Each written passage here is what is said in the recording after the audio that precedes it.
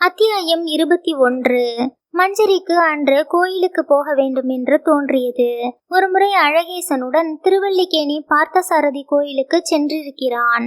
அழகேசன் முன்மண்டபத்தை கடந்து பிரதான வாசலில் நுழையும் முன் பக்கத்தில் அர்ச்சனை சமாச்சாரங்கள் விற்கும் கடைக்கு அவளை அழைத்து சென்றான். வாங்க சாமி, அர்ச்சனை தட்டு, தேங்காய், பழம், துளசி மாலை. சாமி உள்ள இருக்காருமா, கொஞ்சம் விலகிக்கங்க தாயே. ஏன் சாமி, உங்க பின்னால உள்ள 8ஆம் நூற்றாண்டு கல்வெட்டை மறைக்கிறீங்க? மஞ்சு, இந்த கோயில் எத்தனை புராதனமானதுங்கிறதை தெரிஞ்சுக்கிற கல்வெட்டு. திருமங்கை ஆழ்வார்னு அவர் எந்த ஜாதி ஆழ்வார்? 1000க்கு மேல பாடியிருக்கார். ஒரு குறுநில மன்னன் கலியன் ஒளிமாலைன்னு தமிழ்ல மிகச்சிறந்த பாடல்கள் அவருடைய பெரிய திருமொழியில் உள்ளது.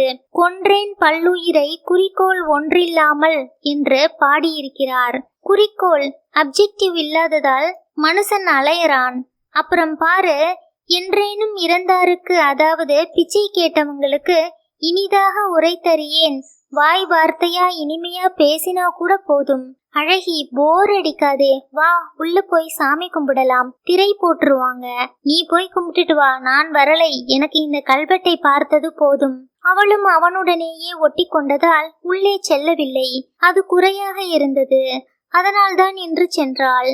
பார்த்தசாரதி பார்த்தனுக்கு தேர் ஊர்ந்தவர், நின்ற திருக்கோலம் என்று அர்ச்சகர் ஆரத்தி ஒளியில் விவரிக்க, சாமி, அன்யாவுக்கு தகுந்த ஹார்ட் கிடைச்சி நல்லபடியா ஆபரேஷன் முடியணும் என்று வேண்டிக் கொண்டாள்.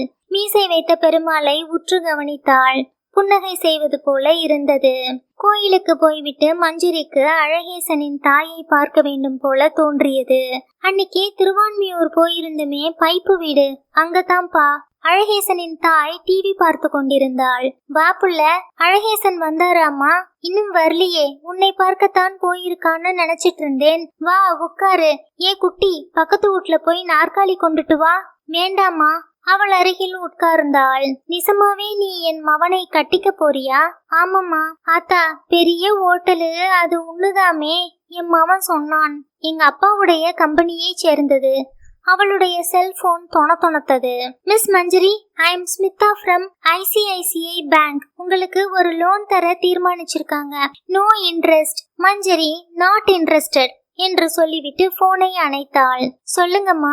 ஒரு மாங்காயை வெட்டி உப்பு மிளகாய் தூள் போட்டு கொடுத்தாள். சின்ன பிள்ளையில ஐயர் வீட்டு மாமரங்களை எல்லாம் மொட்டை போட்டுருவான். ஐயர் துரத்தி துரத்தி விழுந்து கால் உடைஞ்சி கட்டு போட்டு 5000 ரூபாய் செலவாச்சு. ஐயா, ஒரு மாங்காய் போனா போறதுன்னு பறிச்சு கொடுத்திருக்கலாம் இல்லை?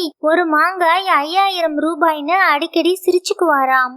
டிரைவர் வந்து மரியாதையுடன் நின்று, அம்மா உங்க போன் சரியில்லைங்களா? ஆஃப் பண்ணி வச்சிருக்கேன் தங்கராஜ். அவசரமா உங்களை பேச சொன்னாங்க. என் செல்லுல தகவல் சொன்னாங்க. மறுபடி உயிர் கொடுக்க உடனே அது ஒலித்தது. Miss Manjari, I am doctor Arun Prakash, neuro surgeon பேசுறேன். நீங்க உடனே மினர்வா ஆஸ்பத்திரிக்கு வரணும். என்ன விஷயம்? எங்க அப்பாவுக்கு ஏதாவது? இல்லை, நீங்க வாங்கலேன். நாகரத்னம் ஆஸ்பத்திரி வாசலில் காத்திருந்தார். எங்க போயிட்ட? கோயிலுக்கு போயிருந்தேன் மாமா. அன்யாவுக்கு வேண்டிக்கிட செல்லில் யாரோ சர்ஜன் கூப்பிட்டாரு. அவருக்கு ஆபரேஷன் பூர்வீக வேலை தொடங்கிட்டாங்க. மறுபடி என்னது? ஆமாம், கரெக்டான டோனர் கிடைச்சாச்சாம். சந்தோஷ பிரவாகத்தில் அவள், இப்பதான் வேண்டிக்கிட்டேன் பார்த்தசாரதி சாமி கிட்ட என்றாள். அவங்கெல்லாம் போயிருக்காங்க, நீ உடனே போயிரு. பாலா, விஜி, சரவணன், மரகதம்மா எல்லாம் அங்கத்தான் இருக்காங்க. மினர்வா ஆஸ்பத்திரியின் முன் ஹாலில் நுழைந்து ரிசப்ஷனில் விசாரித்தாள்.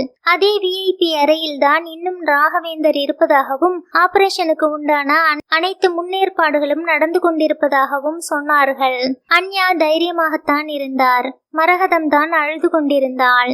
பாலா சமாதானம் செய்தார். அத்தை பாருங்க, எங்க ஊர்ல வாரத்துக்கு 2-3 தடவை செய்யற ஆபரேஷன் இது.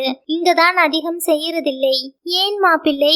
இங்க ஃபார்மாலிட்டிஸ் முடிக்கிறதுக்குள்ள லேட் ஆயிடுது. மேலும் சில ஸ்டேட்டுகள்ல இதற்கு அனுமதி இல்லை. பிழைச்சிருவார் இல்லை என்றான் சரவணன். நிச்சயம். டாட், டோனர் யாரு என்றான் விஜி. சம் யங்ஸ்டர் விபத்தில் அடிபட்டு பிரைன் ஸ்டெம் டெத். பிழைக்க சான்ஸே இல்லை. கோமாவில் இருக்கான். திரும்ப முடியாத கோமா. உறவுக்காரங்க கிட்ட பர்மிஷன் எல்லாம் வாங்கிட்டாங்களா என்றார் ராகவேந்தர். எல்லாத்தையும் செக் பண்ணிட்டு தான் தொடங்குவோம் மாமா. முதல்ல 2 தனிப்பட்ட கவர்மெண்ட் டாக்டருங்க செக் பண்ணிட்டு இருக்காங்க. அழுவாதீங்க அத்தை, நானும் சிறந்த 4 டாக்டர்களும் சேர்ந்து செய்யறோம். நாகரத்னம் உள்ளே வந்தார்.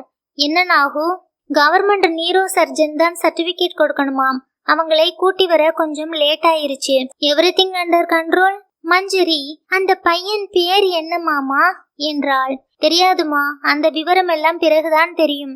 ஒரு ஆக்சிடென்டில் மோசமா அடிபட்டிருக்கான், மூச்சு மட்டும் ஓடிட்டு இருக்கு. அவன் இதயத்தை எடுக்கலாம்னு ஒரு பாரபட்சம் இல்லாத பேனல் சான்றிதழ் கொடுக்கணும். அவங்க டெஸ்ட் எடுத்துட்டு இருக்காங்க. நான் போய் பார்த்துட்டு வரேன். எப்படி கண்டுபிடிப்பாங்க? எமர்ஜென்சியில் அடிப்பட்டவன் காதுகளில் சிரிஞ்ச் மூலம் ஐஸ் வாட்டர் ஊற்றி பார்த்தார்கள். கண்விழிகள் நகரவே இல்லை. வெண்டிலேட்டரை எடுத்துவிட்டு டிராக்டியா மூலம் ஆக்சிஜனால் நிரப்பி அதில் லேசாக CO2 கலந்து விதவிதமான பரிசோதனைகளை தனிப்பட்ட நியூரோ சர்ஜன்கள் செய்தார்கள். அவன் எவ்விதமான அசைவும் இல்லாமல் இருந்தான். மோசமான ஹெட் இன்ஜூரி, பிரெயின் ஸ்டெம் திரும்ப பெற முடியாம டேமேஜ் ஆயிடுச்சு. அப்னியா, ஹார்ட், லிவர், கிட்னி, கார்னியா எல்லாம் அறுவடை செய்யலாம் என்றார் ஒரு டாக்டர். இவன் உறவுக்காரங்க யாரும் வந்திருக்காங்களா என நாகரத்னம் நுழைந்ததும் கேட்டார்கள். நாகரத்னம், இல்லை டாக்டர், ஆனா டோனர் கார்டு வச்சிருக்கான், பையில கான்டாக்ட் நம்பரும் கொடுத்திருக்கான். ரிமார்க்கபிள், நம் இளைஞர்கள் இவனை போல இருக்கணும். மஞ்சரிக்கு அந்த எச்சரிக்கை உடல் முழுவதும் அட்ரினலினாக பரவியது. கடவுளே, அப்படி இருக்க கூடாது. இருக்காது, நிச்சயம் இருக்காது. இப்பதான் உன்னை கும்பிட்டுட்டு வரேன். அத்தியாயம் 22. ஆபரேஷன் தொடங்க ராகவேந்தரை கொண்டு வர குறைந்தபட்சம் 8 மணி நேரமாகும் என்று மஞ்சரியை வீட்டுக்கு போக சொன்னார்கள்.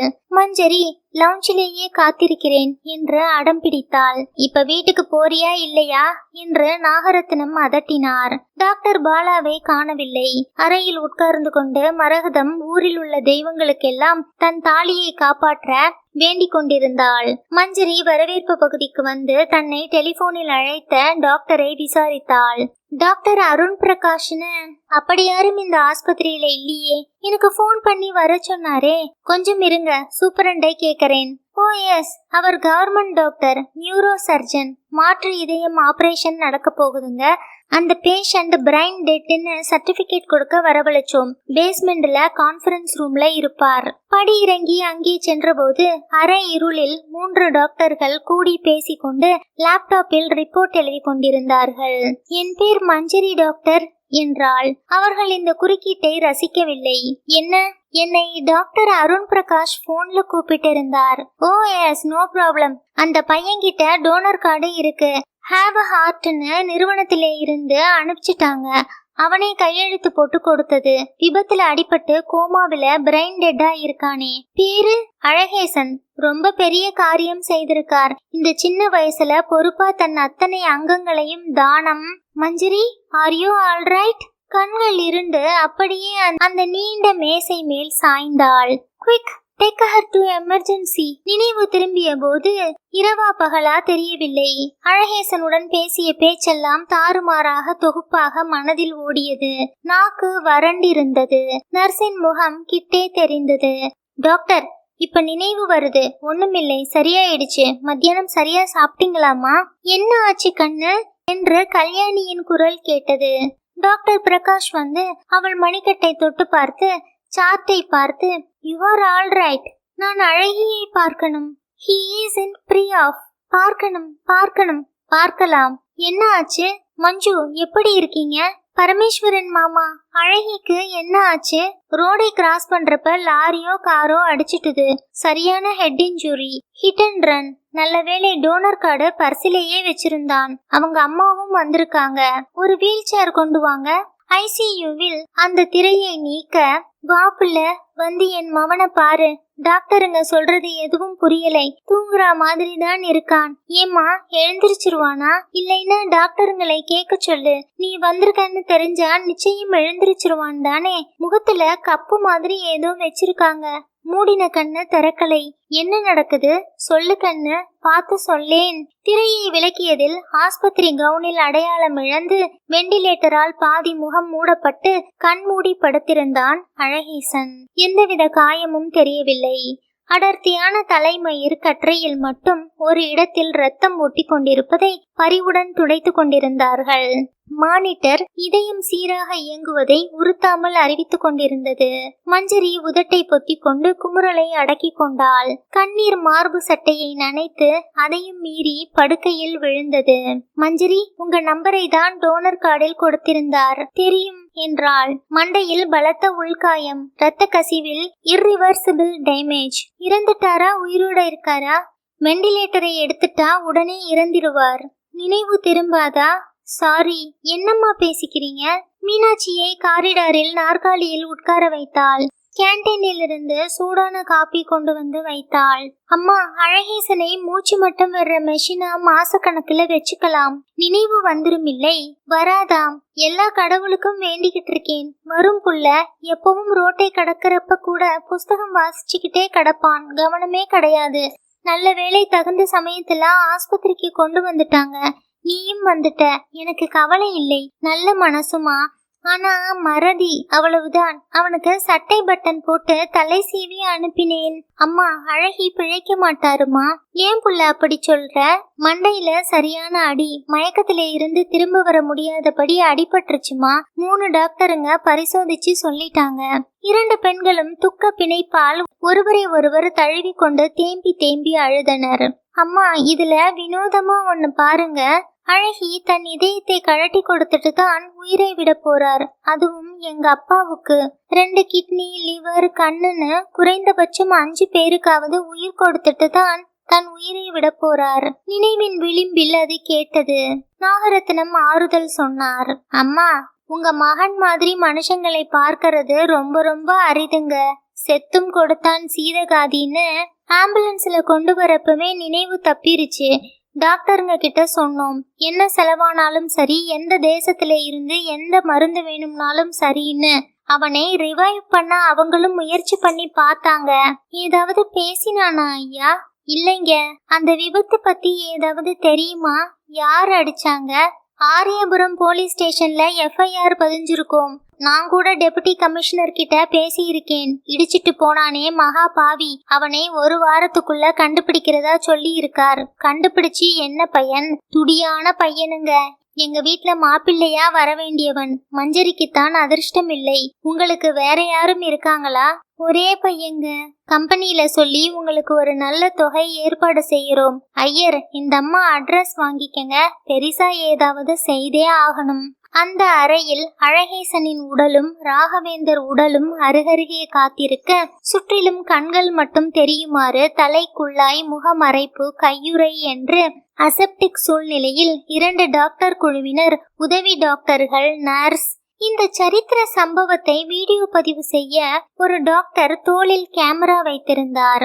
வெளியே மானிட்டரில் அறுவை சிகிச்சை முதுகலை மாணவர்கள் ஆர்வத்துடன் பார்த்து கொண்டிருக்க, ஒருவர் ரன்னிங் கமெண்டரி போல சொல்லிக்கொண்டே வந்தார். அனிஸ்தட்டிஸ், ஹார்ட், லங் மெஷின்களை இயக்குபவர்கள், இணைப்பவர்கள், எது மனித எத்தனம், எது இயந்திர சாகசம் என்று 2 கலந்து ஒரு. டாக்டர் பாலாவின் மூக்கு கண்ணாடியில் ஸ்கால் பெல், அந்த முதல் கத்தி பளபளத்தது. மெல்ல 2 இதயங்களும் நெடுக்குவாட்டாக பிரிக்கப்பட்டு, சட்டென்று இரத்த பெருக்கு கட்டுப்படுத்தப்பட்டு, மார்பு கூடு பிரிக்கப்பட்டது. அத்தியாயம் 23. அந்த ஆபரேஷன் மிக உன்னிப்பாக மாணவர்களால் கவனிக்கப்பட்டது. மினர்வாவில் அது முதன்முறையாக செய்யப்படுவதால் அதன் ஒவ்வொரு செயலும் பதிவு செய்யப்பட்டது. பக்கத்து அறையிலிருந்து வீடியோ மூலம் மாணவர்களுக்கு நுட்பமாக விவரிக்கப்பட்டது. முதல் இன்சிஷனை பாருங்க. ஸ்கால்பெல் வைத்து நடு மார்பில் திறக்கப்படுகிறது. பைபாஸை போலத்தான். ஸ்ட்ரைக்கர் ஆரம் வைத்து ஸ்டெர்னம் நெடுக வெட்டப்படுகிறது. பாருங்கள், இதோ பேஷண்டின் இதயத்தை அணுகி பெரிகார்டியம் ஸ்கால்பெல் வைத்து திறக்கப்படுகிறது. அதை மீண்டும் ரிப்பேர் செய்ய மாட்டார்கள், நிறைய சமயமாகும் என்பதால். இதோ ஹார்ட் லங் மெஷினில் டியூப்களை இணைக்கிறார்கள். அயோட்டா சுப்பீரியர், வீனா கவா, இன்பீரியா, வீனா கவாவில் இணைக்கிறார்கள். இப்போது ஹீமோஸ் டாட் வைத்து கிளாம்ப் பண்ணுகிறார்கள். இப்போது பேஷண்டின் இதயம், சுவாசம் இரண்டையும் மெஷினே செய்கிறது. இதன் பின் பேஷண்டின் இதயம் வலது ஏட்ரியம் அடிப்பாகத்தில் வெட்டப்பட்டு அயோர்டாவும் பல்மனரி ஆர்டரியும் வெட்டப்படுகிறது. ராகவேந்தரின் களைத்து போன இதயம் பெரும்பாலும் நீக்கப்பட்டு மாற்று இதயத்துக்கு இடம் கொடுத்தது. அழகேசனின் உடலிலிருந்து நீக்கப்பட்ட இதயம் பத்திரமாக கொண்டு வந்து தைக்கப்பட்டது. முக்கியமாக இரத்த குழாய்கள் இணைத்து தைக்கப்பட்டன. கிளிப்புகளை நீக்கி இரத்தம் பாய செய்தனர். பின்பு 2 இதயங்களும் துடித்து கொண்டிருக்க முதலில் அழகேசனின் இதயத்தின் முக்கியமான இரத்த குழாய்கள் அயோர்டா பல்மனரி ஆர்டரி பகுதிகள் நீக்கப்பட்டு ஒரு மாம்பழத்தை பறிப்பது போல பறிக்கப்பட்டு அருகே அசெப்டிக் சூழ்நிலையில் காத்திருந்தது. அதுவரை துடித்து கொண்டிருந்தது அழகேசனின் இதயம். மாற்று இதய ஆபரேஷன்களில் இது மிக சோகமான கணம். என்னதான் மூளை அடிபட்டு திரும்ப முடியாத நிலை என்று ரெஸ்பிரேட்டர் மூலம் சுவாச நீட்டிப்பில் இருந்தாலும் சமாதானப்படுத்தி கொண்டாலும் அந்த கணம் துடிக்கும் இதயத்தை நிறுத்தி நீக்கும் கணம். அதன்பின் அதற்கு 4 மணி நேரத்திற்கு துடிப்பின் ஞாபகங்கள் தான். உயிருள்ள பறவையை அம்பு கொண்டு எய்வது போல மிச்சம் இருக்கும் நரம்புகளை துண்டித்தாலும் பேஸ் மேக்கர் மூலம் அதை துடிக்க வைக்கலாம். 4 மணி நேரத்துக்குள் மாற்றிவிட வேண்டும். ராகவேந்தரின் நின்று போன இதயம் அதன் அடிப்பகுதியிலிருந்து பெரும்பாலும் நீக்கப்பட்டது. அழகேசனின் இதயம் மிக அருகில் வைக்கப்பட்டு தையல் போட்டு அயோர்டா பல்மனரி ஆர்டரியுடன் இணைக்கப்பட்டது. அதற்கான தனிப்பட்ட பேஸ் மேக்கர் இணைப்பு நீக்கப்பட்ட போது அந்த இதயம் ஸ்ருதி சேராமல் வேகமாக அடித்து கொள்ள துவங்க டிபிக்ரிலேட்டர் வைத்து அதை சீராக்கினார்கள். அழகேசனின் இதயம் ராகவேந்தரின் மார்புக்குள் பயணத்தை தொடங்கியது. மானிட்டர் உயிர் பெற்ற போது அதன் குதூகலம் அந்த அறையில் பரவி இருப்பது தெரிந்தது. பாலா கட்டை விரலை உயர்த்தி காட்டினார். மாணவர்கள் கைத்தட்டினார்கள். மினர்வாவின் தலைமை டாக்டர் கிருபால் சிங் வெளியே வந்து பத்திரிகையாளர்களுடன் பேசினார். இன்று பிற்பகல் 2 மணிக்கு இந்த மருத்துவமனையில் மாற்று இருதயம் வெற்றிகரமாக பொருத்தப்பட்டது. அமெரிக்காவிலிருந்து வந்த கார்டியோதொராசிக் சர்ஜன் டாக்டர் பாலாவின் தலைமையில் மினர்வாவில் டாக்டர் ரெட்டி, ராவ், நிலோத்பஸ், மித்ரா நாராயண் குழுவினர் திறமையாக செயல்பட்டனர். இரத்த அழுத்தம் சரியாக உள்ளது. Pulse normal. சீக்கிரமே கண் விழிப்பார். பயாப்சி எடுத்து பார்த்ததில் நிராகரிப்பின் அடையாளங்கள் எதுவும் இல்லை. 1 வாரத்தில் அவர் வீடு திரும்புவார். 1 மாதத்தில் அலுவலகத்துக்கு திரும்புவார். இந்தியாவின் மாற்று இதய அறுவை சிகிச்சையின் தலைநகரமாக சென்னையும் குறிப்பாக மினர்வா ஆஸ்பத்திரியும் மாறி வருகிறது என்பதில் பெருமைப்படுகிறோம். சுறுசுறுப்பாக குறிப்பெடுத்துக் கொண்டிருந்த நிருபர்களில் ஒருவர் கேட்டார், இதயம் கொடுத்தது யார்? சாலை விபத்தில் இறந்து போன ஒரு இளைஞர். பெயர் மற்ற விவரங்கள் தர வேண்டாம் என்று அவருக்கு நெருக்கமானவர்கள் கேட்டுக்கொண்டதற்கு மரியாதையாக நெருக்கமானவர்கள் மஞ்சரியும் தாய் மீனாட்சியும் பித்து பிடித்தார் போல வெறித்து பார்த்து கொண்டு உட்கார்ந்திருந்தனர். மஞ்சு உறங்கவில்லை. யாருடனும் பேசவில்லை. யாராவது போய் இது பாரு மஞ்சு என்று தோளை தொட்டால் அவர்களை அந்நியர்களைப் போல பார்த்தாள். மீனாட்சி அவள் அருகே தரையில் முழங்கை மேல் தலை வைத்து படுத்திருந்தாள். அழுத கண்ணீர் கார்பெட்டை தொடர்ந்து நனைத்து கொண்டிருந்தது.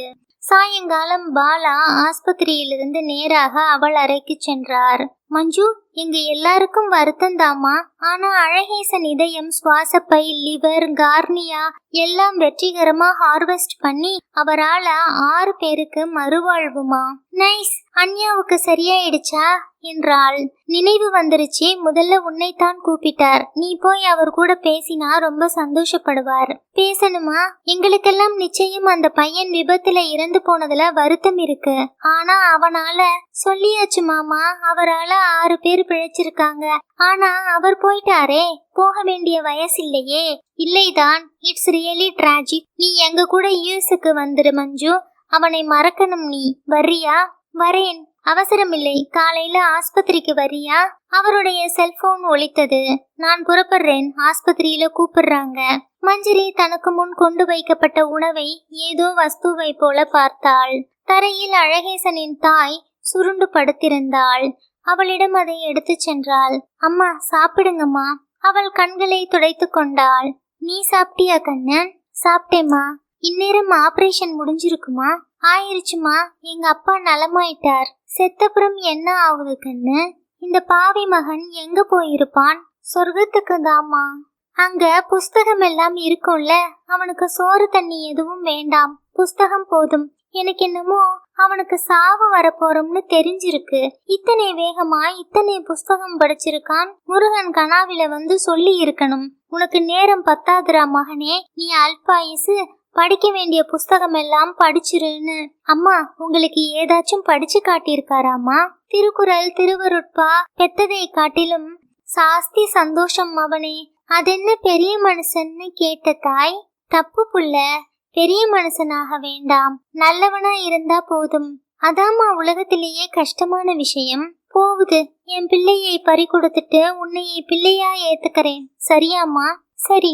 நாகரத்னம் எல்லா ஏற்பாடுகளும் செய்திருந்தார். அவங்க சாதியில புதைப்பாங்க, அதனால நம்ம எஸ்டேட்டிலேயே ஒரு நல்ல மூளையா பார்த்து புதைக்க ஏற்பாடு செய்துட்டோம். மினர்வா ஆஸ்பத்திரியிலிருந்து இன்சாப் கம்பெனி ஏற்பாடு செய்திருந்த குவாலிஸின் பின்பாகத்தில் அழகான தேக்கு மரத்தால் செய்யப்பட்ட பெட்டியில் அழகேசன் வைக்கப்பட்டான். கார்னியா நீக்கப்பட்டதால் கண்ணிமைகள் மூடியிருந்தன. அழகான புது வெள்ளை சட்டை அணிவிக்கப்பட்டிருந்தான். மார்டிஷியன் மிதமாக ஒப்பனை செய்திருந்தார். உறங்குவது போலத்தான் தோன்றினான்.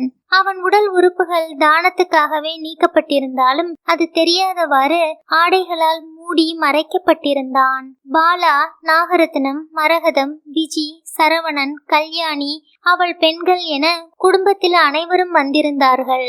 மஞ்சரி முகம் முழுவதும் மறைக்கும் கருப்பு கண்ணாடி அணிந்து தலையை மேலாக்கால் போர்த்தி இருந்தாள். மிக மிக மௌனமாக இருந்தாள். மலர் வளையங்கள் நீக்கப்பட்டு எளிய சடங்கின் முடிவில் அழகேசன் புதைக்கப்பட்டான். ஐயர், கல்லறைக்கு இட்டாலியன் மார்பிள் தானே ஆர்டர் பண்ணிருக்கீங்க என்றார் நாகு. ஐயர், எங்கே அவரு? பரமேஸ்வரன் வரலையா? அவர் பெரியவர் கூட அங்கே இருக்கார். மஞ்சு ஏதாவது சொல்ல விரும்புறியா? அவள் தலையசைத்தாள். மெல்ல அவன் உடல் இறக்கப்பட்டது. அழக்கூடாது, அழகேசனுக்கு அழுதால் பிடிக்காது. அவள் தன் காருக்கு திரும்பிய போது ஓர் இளைஞன் மஞ்சுவை நெருங்க, செக்யூரிட்டி ஆசாமிகள், யாருப்பா நீ, எப்படி உள்ளே வந்த? நான் அழகேசன் நண்பன்க, நாகரத்னம், வீட்ல வந்து சந்திங்க என்றார். இருங்க மாமா, உங்ககிட்ட ஏதாவது அழகேசன் சொன்னாரா? ஏதாவது சொல்ல விரும்புறீங்களா? உங்களை தனியா சந்திக்கணுமுங்க, அவ்வளவுதான். என்ன விஷயம் சொல்லுங்க. தனியா சொல்றனே. நாகரத்னம் இதை தூரத்திலிருந்து கவனித்து, மஞ்சு, டைம் ஆவறதில்லை. இருங்க மாமா, இவருக்கு அழகேசனை தெரியுமா? ஏதோ சொல்லணுங்கிறார். என்னையா? எதுவா இருந்தாலும். அவன் அழகேசன் இவங்க கிட்ட கொடுக்கும்படியா ஒரு புத்தகம் கொடுத்திருக்கார். கொண்டு வந்திருக்கீங்களா? இந்தாங்க, அட்ரஸ் கொடு. பரவாயில்லை சார் என்றான். அதுவும் கூட சரிதான். காரிலிருந்து திரும்பி பார்த்தபோது அவனை 2 பேர் தள்ளி அழைத்து சென்றார்கள். அவன் தோலை குலுக்கி கொண்டு பின்னால் பார்த்தான், பயத்துடன். அந்த புத்தகத்தை பார்த்தாள். என் மஞ்சள் அழகிக்கு இந்த மாதிரி புத்தகங்களை நீ படிக்க வேண்டும், சிட்னி ஷெல்டன் அல்ல என்றும் முன் அழகேசன். அத்தியாயம் 24. எதற்காக அழகேசன் போய் நான் வாழ வேண்டும் என்று தொடங்கிய துக்கம் மெல்ல மெல்ல கண்ணீரிலும் கவன கலைப்பிலும் குறைந்து ஏதோ முற்று பெறாத காரியத்தை அழகேசன் தன்னிடம் ஒப்படைத்திருக்கிறான் என்று மஞ்சரி உள்ளுணர்வில் உணர்ந்தாள். மேலும் அந்த தாய் தன் மகன் மரணத்தை எடுத்துக்கொண்ட மனநிலை அவளை ஆச்சரியத்தில் ஆழ்த்தியது. நீ எதுக்கு புள்ள சாவணும்? என் மகன் கனவுல வந்து சொன்னான், அந்த பொண்ணு ஏதாவது ஒண்ணு கிடக்க ஒண்ணு செய்துற போது ஆறுதல் சொல்லு, இங்க எல்லாம் பத்திரமா தான் இருக்கேன்னு. அவளிடம் சாக்ரட்டிஸ் சார்த்தார் புத்தகத்தை கொண்டு வந்து கொடுத்த நண்பனை பார்க்க விரும்பினாள். கார்டோ போன் நம்பரோ எதுவும் இல்லை. மஞ்சரியை அமெரிக்காவுக்கு அழைத்து செல்வதாகத்தான் அவர்கள் ஏற்பாடு செய்து கொண்டிருந்தார்கள். விசாவுக்கு மனு போட்டு இன்டர்வியூ பிப்ரவரியில் வரும் என்றார்கள். மஞ்சரி வீட்டை விட்டு எங்கும் செல்லாமல் அழகேசன் தந்த அந்த புத்தகத்தில் பிளேட்டோவை பற்றிய அத்தியாயத்திலேயே தங்கியிருந்தாள். முதல் பக்கத்தில் அழகேசனின் கையெழுத்தை திரும்ப திரும்ப தொட்டு பார்த்தாள். பரமேஸ்வரனை பார்க்க ஆபீஸுக்கு சென்றபோது அவர் அறையில் சால்வா என்று வேறு ஒருவர் உட்கார்ந்திருந்தார். பரமேஸ்வரன் எங்கே? தெரியாது, ராஜினாமா செய்துட்டதா சொன்னாங்க. எனக்கு தலைகால் புரியலை, இந்த ஆபீஸ் ஒழுங்குமுறைகளே புரியலை. மஞ்சரி டிரைவரிடம், பரமேஸ்வரன் சார் வீடு தெரியுமில்லை. அவன், தெரியாதுங்க என்றான். ஏன்யா, ஒரு தடவை நீயே கூட்டிட்டு போயிருக்க, எதுக்கு போய் சொல்றேன்? மன்னிச்சுக்கங்கம்மா, நாகரத்னம் ஐயா வந்து அங்கெல்லாம் கேட்டா கூட்டிக்கிட்டு போகாதேன்னாரு. நான் அவர்கிட்ட பேசிக்கிறேன், நீ அங்க போ. இந்திரா நகரில் ஒரு 4 மாடி கட்டடத்தில் 3வது மாடியில் அந்த பிளாட்டின் மணியை அழுத்திய போது நாய் குரைத்தது. யாரு? மஞ்சரி மாமா. பரமேஸ்வரன் ரூபி குவைட் என்று அதட்டிக்கொண்டே திறந்தார். அவசரமாக சட்டை அணிந்திருந்தது பட்டன் தாறுமாறில் தெரிந்தது. பிரம்பு நாற்காலியில் உட்கார்ந்தார். மாமா, நீங்க வேலையை விட்டுட்டீங்களா? ஆமாம்மா, நாகரத்னம் முதலாளி இல்லாத போது எனக்கு மேல சால்வான்னு ஒருத்தனை கொண்டு வந்தார். முதலாளியோ ஆபரேஷன் அவஸ்தையில இருந்தார். ராஜினாமா கடிதத்தை கொடுத்துட்டேன். இந்த பிளாட் கூட இந்த மாசம்தான். ஹாலில் பெரிதுபடுத்தி மாட்டியிருந்த ஒரு இளம் பெண்ணின் போட்டோவை காட்டி, இன்னைக்கு இருந்தா உன் வயசு என்றார். மாமா, எனக்கு சில சமயம் எதுக்கு இருக்கணும்னு தோணுது. அழகேசன் மாதிரி அற்புதமான ஆசாமியை நீங்க பாத்திருக்க மாட்டீங்க. அவன் போய் ஒரு சாலை விபத்துல சாவுறதுங்கிறது அபத்தம். எனக்கு எல்லா நம்பிக்கையும் போயிருச்சு. கடவுள்னு யாருமே இல்லை. இதே மாதிரிதான் எனக்கும் என் பொண்ணு போனப்ப தோணித்து மஞ்சு. பரமேஸ்வரனின் மனைவி மௌனமாக காப்பி கொண்டு வந்து வைத்தாள். எப்படி இருக்க மஞ்சு? அப்பாவுக்கு சரியாயிடுத்தாமே? மாமா, நீங்க ரெசிக்னேஷன் லெட்டர் கொடுத்துட்டீங்களா? ஆமாம், வர போர்டு மீட்டிங்ல அதை எடுத்துப்பாங்க. பார்கவாவுக்கு சந்தோஷம். எனக்காக அதை வாபஸ் வாங்கிடுங்க மாமா. இல்லைம்மா, உனக்கு வேற எந்த உதவி கேட்டாலும் தரேன். அந்த ஆபீஸ்ல இனிமே வேலை செய்ய முடியாது. ஆபீஸ் மேட்டர் எல்லாம் நாகரத்னமும் பார்கவாவும் பாத்துக்கிறாங்க. எல்லாரையும் மாற்றி போட்டுடுவாங்க. இப்பவே போர்டு மெம்பர்களை மாத்துறதா பேச்சு. மாமா, உங்ககிட்ட ஒரு விஷயம் கேட்கத்தான் வந்தேன். எங்க எல்லாரையும் டிடெக்டிவ் ஏஜென்சி வச்சு கண்காணிச்சிங்கல்ல, கடமையே செய்தேன்மா. அழகேசனையும் என்னையும் பத்தின ரிப்போர்ட் முழுக்க வேணும். எல்லாம் ஆபீஸ்ல இருக்கு. இந்நேரத்துக்கு டெஸ்ட்ராய் பண்ணிருப்பாங்க. எனக்கு வேணுமே. அந்த கடைசி நாள் என்ன நடந்தது? ஏன் செத்தான்? ஒன்னு செய். அந்த ஏஜென்சில ஒரு துடியான பையன் இருந்தான். அவன் செல் நம்பர் தரேன். அவனை சந்திச்சு பாரு. கடைசி வரைக்கும் அவன்தான் ரிப்போர்ட் ஃபைல் பண்ணி வச்சிருந்தான். மஞ்சரி வீட்டுக்கு போன போது நாகரத்னம், ஐயரை போய் பார்த்தியாமே என்றார். ஆமாம் மாமா.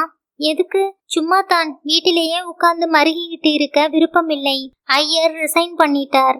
தெரியும். காரணம் தெரியுமா? தேவையில்லை. தெரிஞ்சுக்க. அடுத்த தடவை போய் பார்க்க மாட்டேன். நிமிர்ந்து பார்த்தாள். ஐயர் ஆபீஸ் பணம் 70 லட்சம் ரூபாயை தன் அக்கவுண்டுக்கு டிரான்ஸ்பர் செய்திருக்கார். அதை கண்டுபிடிச்சிட்டோம். பெரியவருக்கு சொன்னா அவர் இருக்கிற உடல்நிலையில உயிரை விட்டுருவார். அவ்வளவு தூரம் நம்பினார். மஞ்சரி, மாமா, நான் இதை நம்பலை. அவர் வீட்டை பார்த்தா நடுத்தர வர்க்கம்தான் தெரியுது. நான் அத்தாட்சி காட்டட்டுமா? வேண்டாம், தேவையில்லை. உன் ஷேர்களை என்ன செய்யறதா உத்தேசம்? என்னை யோசிக்க விடுங்க. அதை பத்தி ஐயர்கிட்ட பேசலையே. இல்லை, எப்படி பேசுவான்? எந்த மூஞ்சியை வச்சுக்கிட்டு? மாமா, நீங்க என்ன சொன்னாலும் நான் ஐயரை வெறுக்க மாட்டேன். டாக்டர் பாலா ராகவேந்தரின் படுக்கை அருகில் உட்கார்ந்து அவர் கையை பிடித்து கொண்டார். மாமா, உங்களுக்கு சரியாயிடுச்சு. ஆபரேஷன் முடிந்து 10வது தினம். இம்யூனோ சப்ரஸ் அதிகம் கொடுக்கறதால இன்ஃபெக்ஷன் வராம பாத்துக்கணும். நர்ஸுங்க பாத்துப்பாங்க. வெளியாள்களை சந்திக்காதீங்க. 6 மாசம் ஜாக்கிரதையா இருந்தா அப்புறம் 10 வருஷம் உங்களுக்கு கேரண்டி. மஞ்சுவை வர சொல்லுங்க. இதோ இருக்கேன் அன்யா. உனக்குத்தான் வருத்தம்மா. வருத்தம் சந்தோஷம் இரண்டுமே. வருத்தத்தை தூக்கி போட்டுட்டு சந்தோஷத்தை மட்டும் பத்திரமா வச்சுக்கிறேன். அந்த பையன் ஞாபகார்த்தமா எல்லா ஏற்பாடுகளும் நாகரத்னம் செய்றார் மாமா. மஞ்சரி, அவர் வேண்டாம், நானே செய்றேன் அன்யா என்றாள். யாராவது செய்தா சரி. பரமேஸ்வரன் ஏன் என்னை பார்க்கவே வரலை? அவர் லீவ்ல போயிருக்காருன்னு சொன்னாங்க. நாகு வந்ததும் கேட்டுருங்க. மஞ்சரி பரமேஸ்வரன் கொடுத்த அந்த செல் நம்பரை கூப்பிட்டாள். மிஸ் மஞ்சரி, நீங்க கூப்பிடுவீங்கன்னு எதிர்பார்க்கலை. புஸ்தகம் எப்படி இருந்துச்சு? என்ன புஸ்தகம்? சாக்ரட்டிஸ்ல இருந்து சர்தார் வரை கொண்டு வந்தது நீங்களா? ஆமாம். நண்பர் நீங்க? நேரா வாங்க சொல்றேன். கார்ல வராதீங்க. யார்கிட்டயும் சொல்லாம தெரியாம. ஒரு பத்திரத்துக்கு தான். பஸ்ல வாங்க. எங்க வரணும்? மியூசிக் அகாடமி பாலத்துக்கிட்ட காப்பர் பவுல்னு ஒரு ரெஸ்டாரண்ட். அங்க வாங்க. யாராவது ஃபாலோ பண்ணுவாங்களா? அந்த பயம் இல்லை. இதுவரை ஃபாலோ பண்ணினது நான் தானே. மேம்பாலத்தில் கார்கள் விரைந்து கொண்டிருக்க பக்கவாட்டு குறுகிய பாதையில் ஒளிந்து கொண்டிருந்தது அந்த ரெஸ்டாரண்ட். பின்பக்கம் படியேறி செல்ல வேண்டியிருந்தது. மத்தியான வேளை. ஏறக்குறைய காலியாக இருந்தது. கோடியில் கம்மி வெளிச்சத்தில் காதலர் இருவர் கையை பற்றி கொண்டு முகத்தோடு முகம் பேசிக் கொண்டிருந்தார்கள். அவர்களிடமிருந்து விலகி உட்கார்ந்தாள். அவன் சட்டென்று அவள் அருகில் வந்து உட்கார்ந்தான். ஹாய், என் பேரு ரவி பிரகாஷ். அழகேசனை எப்படி தெரியும்? To tell you the truth, அவரை எனக்கு தெரியாது. பின் அந்த புத்தகம் அவர்கிட்ட இருந்தது, கீழே விழுந்திருந்தது, எடுத்துக்கிட்டேன். ஆக்சிடென்ட்டுக்கு அப்புறமா? அது ஆக்சிடென்டே இல்லைங்க. Is it? எப்படி சொல்றீங்க? உங்களுக்கு எப்படி தெரியும்? நான் டியூட்டியில இருந்தேன்.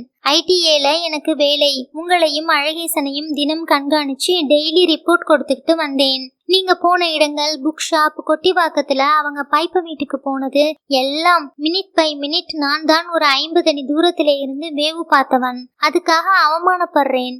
என்னதான் கடமை பிழைப்புன்னாலும் மனசாட்சி இல்லாம இந்த கேவலமான செயல்களை ஒத்துக்கலை. அதுவும் அன்னைக்கு அழகேசனுக்கு நடந்ததை பார்த்ததும் நமக்கும் இந்த மாதிரி விபத்து நடக்க அதிக நாட்கள் ஆகாதுன்னு ரவி பிரகாஷ் சட்டென்று எழுந்து எஸ்கியூஸ் மீ என்று டாய்லெட் பக்கம் சென்றான். மஞ்சரி அந்த நாடகத்தை கவனித்தாள். 4 பேர் அந்த ரெஸ்டாரண்டின் உள்ளமைப்புக்கும் வாடிக்கைக்கும் சம்பந்தமில்லாத தோற்றத்தினர். மேனேஜரை முரட்டுத்தனமாக ஏதோ விசாரித்தனர். அவர் மஞ்சரி உட்கார்ந்திருந்த மேஜையை காட்டினார். அதன் பின் அவர்கள் பாத்ரூமை நோக்கி சென்றனர். அத்தியாயம் 25. அந்த இளைஞன் பாதி வாக்கியத்தில் விட்டு சென்ற அவசரத்தில் எச்சரிக்கை இருந்தது. அவனை தேடி வந்தவர்கள் பாத்ரூமுக்கு செல்லும் வழியை கண்காணித்த மேசையில் போய் உட்கார்ந்திருந்தார்கள். அவர்களை ஓட்டல் சிப்பந்தி அணுகி what will you have sir என்று கேட்க, பொத்திக்கிட்டு போடா என்று அந்த காப்பர் பவுல் மேல்மட்ட சூழ்நிலைக்கு பொருத்தமில்லாத பாஷையை பயன்படுத்த சிப்பந்தியின் முகம் சிவந்து சுருங்கியது.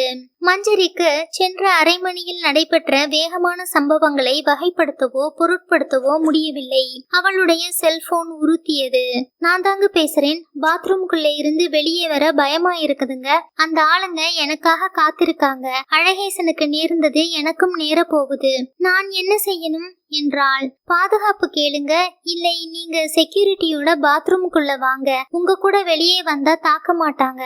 இவள் பேசுவதை கவனித்த அடிதடி ஆசாமிகள் சட்டென்று காரியத்தில் இறங்கினர். திபு திபு வென்று பாத்ரூமுக்குள் பாய்ந்தனர். மஞ்சரி மேனேஜரையும் 1-2 பேரையும் அழைத்து கொண்டு அங்கே செல்வதற்குள் அவர்கள் உள்ளே சென்ற வேகத்தில் திரும்பி வந்தனர். மேஜை நாற்காலிகளை உதைத்து விலக்கிவிட்டு வாசலில் நிறுத்தியிருந்த 2 மோட்டார் சைக்கிள்களில் ஏறி விருட்டென்று சென்று விட்டனர். பாத்ரூமுக்குள் முனகல் சப்தம் அவளை வரவேற்றது. அவன் இரத்த வெள்ளத்தில் கிடந்தான். முகம் நொறுங்கி இருந்தது. உதடுகள் தடித்திருந்தன. மூக்கு ஓரம் ரத்தம், லேசாக மூச்சு. சீக்கிரம் ஆம்புலன்ஸுக்கு சொல்லுங்க. ஆம்புலன்ஸில் ஐம் சாரி என்று மந்திரம் போல சொல்லிக்கொண்டே அவன் கூட பயணம் செய்தாள். மினர்வாவில் அவசர சிகிச்சை பிரிவில் சேர்ப்பதற்கு முன் அவனுக்கு வண்டியிலேயே ட்ரிப் ஏற்றி முதலுதவி கொடுத்தார்கள். மினர்வாவில் அவனை உடனே வாங்கி கொண்டு திறமையாக காரியங்களை பாகுபடுத்தி சர்ஜனை அழைத்து வந்து தையல் போட ஆரம்பித்து விட்டார்கள். அவனுக்கு பேச முடிந்த போது சன்ன குரலில், மஞ்சரி போகாதீங்க, மறுபடி வருவாங்க. நீங்க போங்க மேடம், நாங்க பாத்துக்கிறோம். பாத்துப்பீங்களா? அந்த ரவுடிங்க மறுபடி வரலாம். இது ரொம்ப பத்திரமான இடம். செக்யூரிட்டி இருக்காங்க, போலீஸ் இருக்காங்க. நீங்க போங்க. யூ லுக் டயர்டு என்றார் அந்த இளம் டாக்டர். மஞ்சரி போகாதீங்க என்று கெஞ்சிவிட்டு அதற்கு மேல் பேச முடியாமல் அரை மயக்கத்தில் ஆழ்ந்தான் அவன். உண்மையில் மிகவும் களைத்திருந்தாள். நாக்கு வறண்டிருந்தது. பாத்துக்கங்க என்று மறுபடி செக்யூரிட்டி கார்டிடம் சொல்லிவிட்டு, இஸ் ஹீ சேஃப் என்று கேஷுவாலிட்டி டாக்டரிடம் கேட்டாள். I suppose so.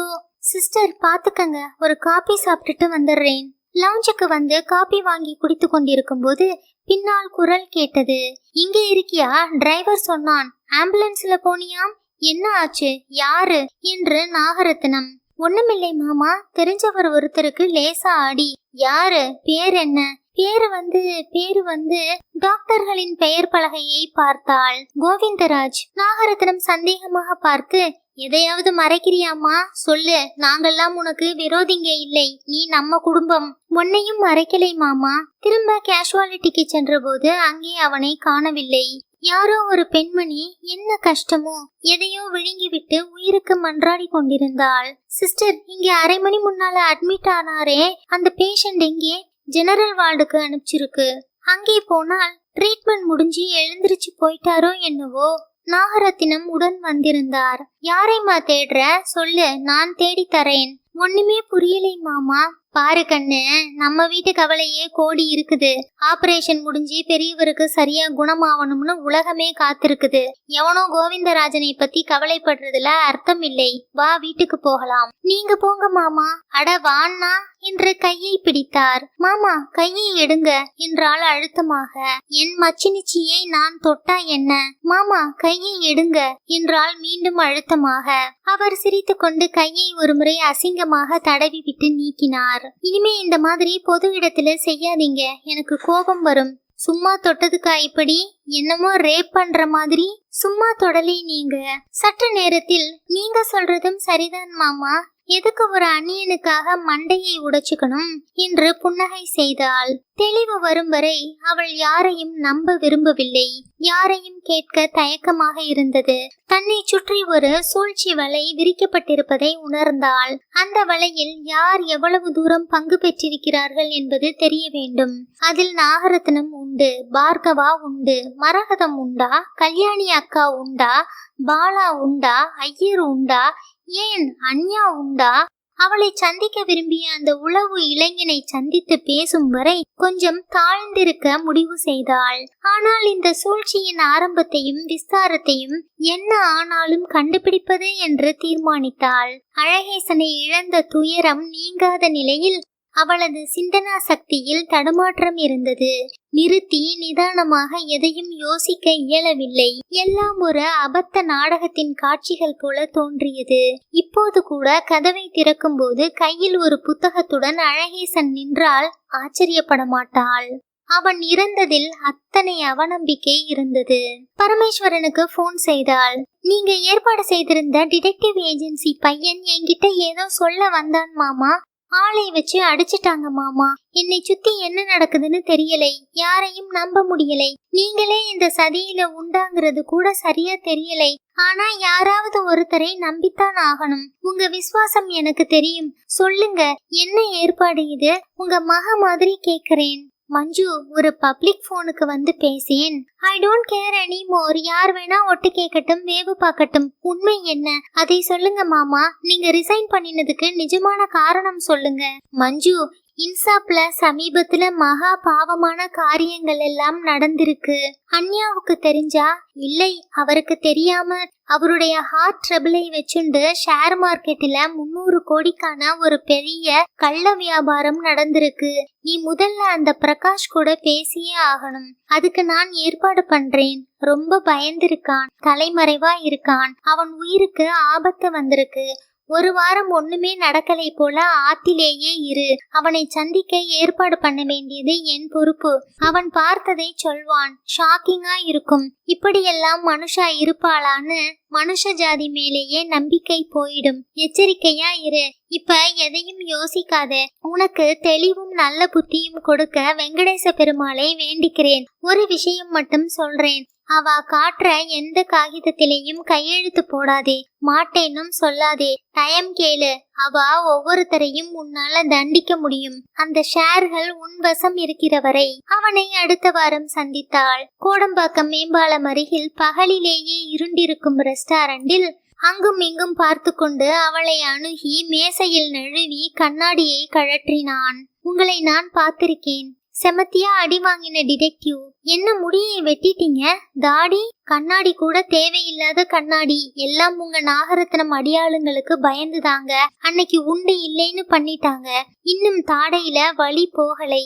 மார்பெலும்பு ஒண்ணு உடைஞ்சிருக்கு என்று சட்டைக்குள் பேண்டேஜை காட்டினான். வேண்டாண்டா சாமி, பெரிய எடுத்து பொல்லாப்புன்னு விலகிக்கலாம்னா ஆத்திரம் தீரலைங்க. மவனே, உங்களை ஒவ்வொருத்தரையும் ஒரு வழி பண்றேன்னு சபதம் எடுத்துக்கிட்டேன். சொல்லுங்க, உங்களுக்கு என்ன இன்ஃபர்மேஷன் வேணும்? அழகேசனுக்கு என்ன ஆச்சு? அழகேசன் விபத்துல சாகலை, கொல்லப்பட்டான்.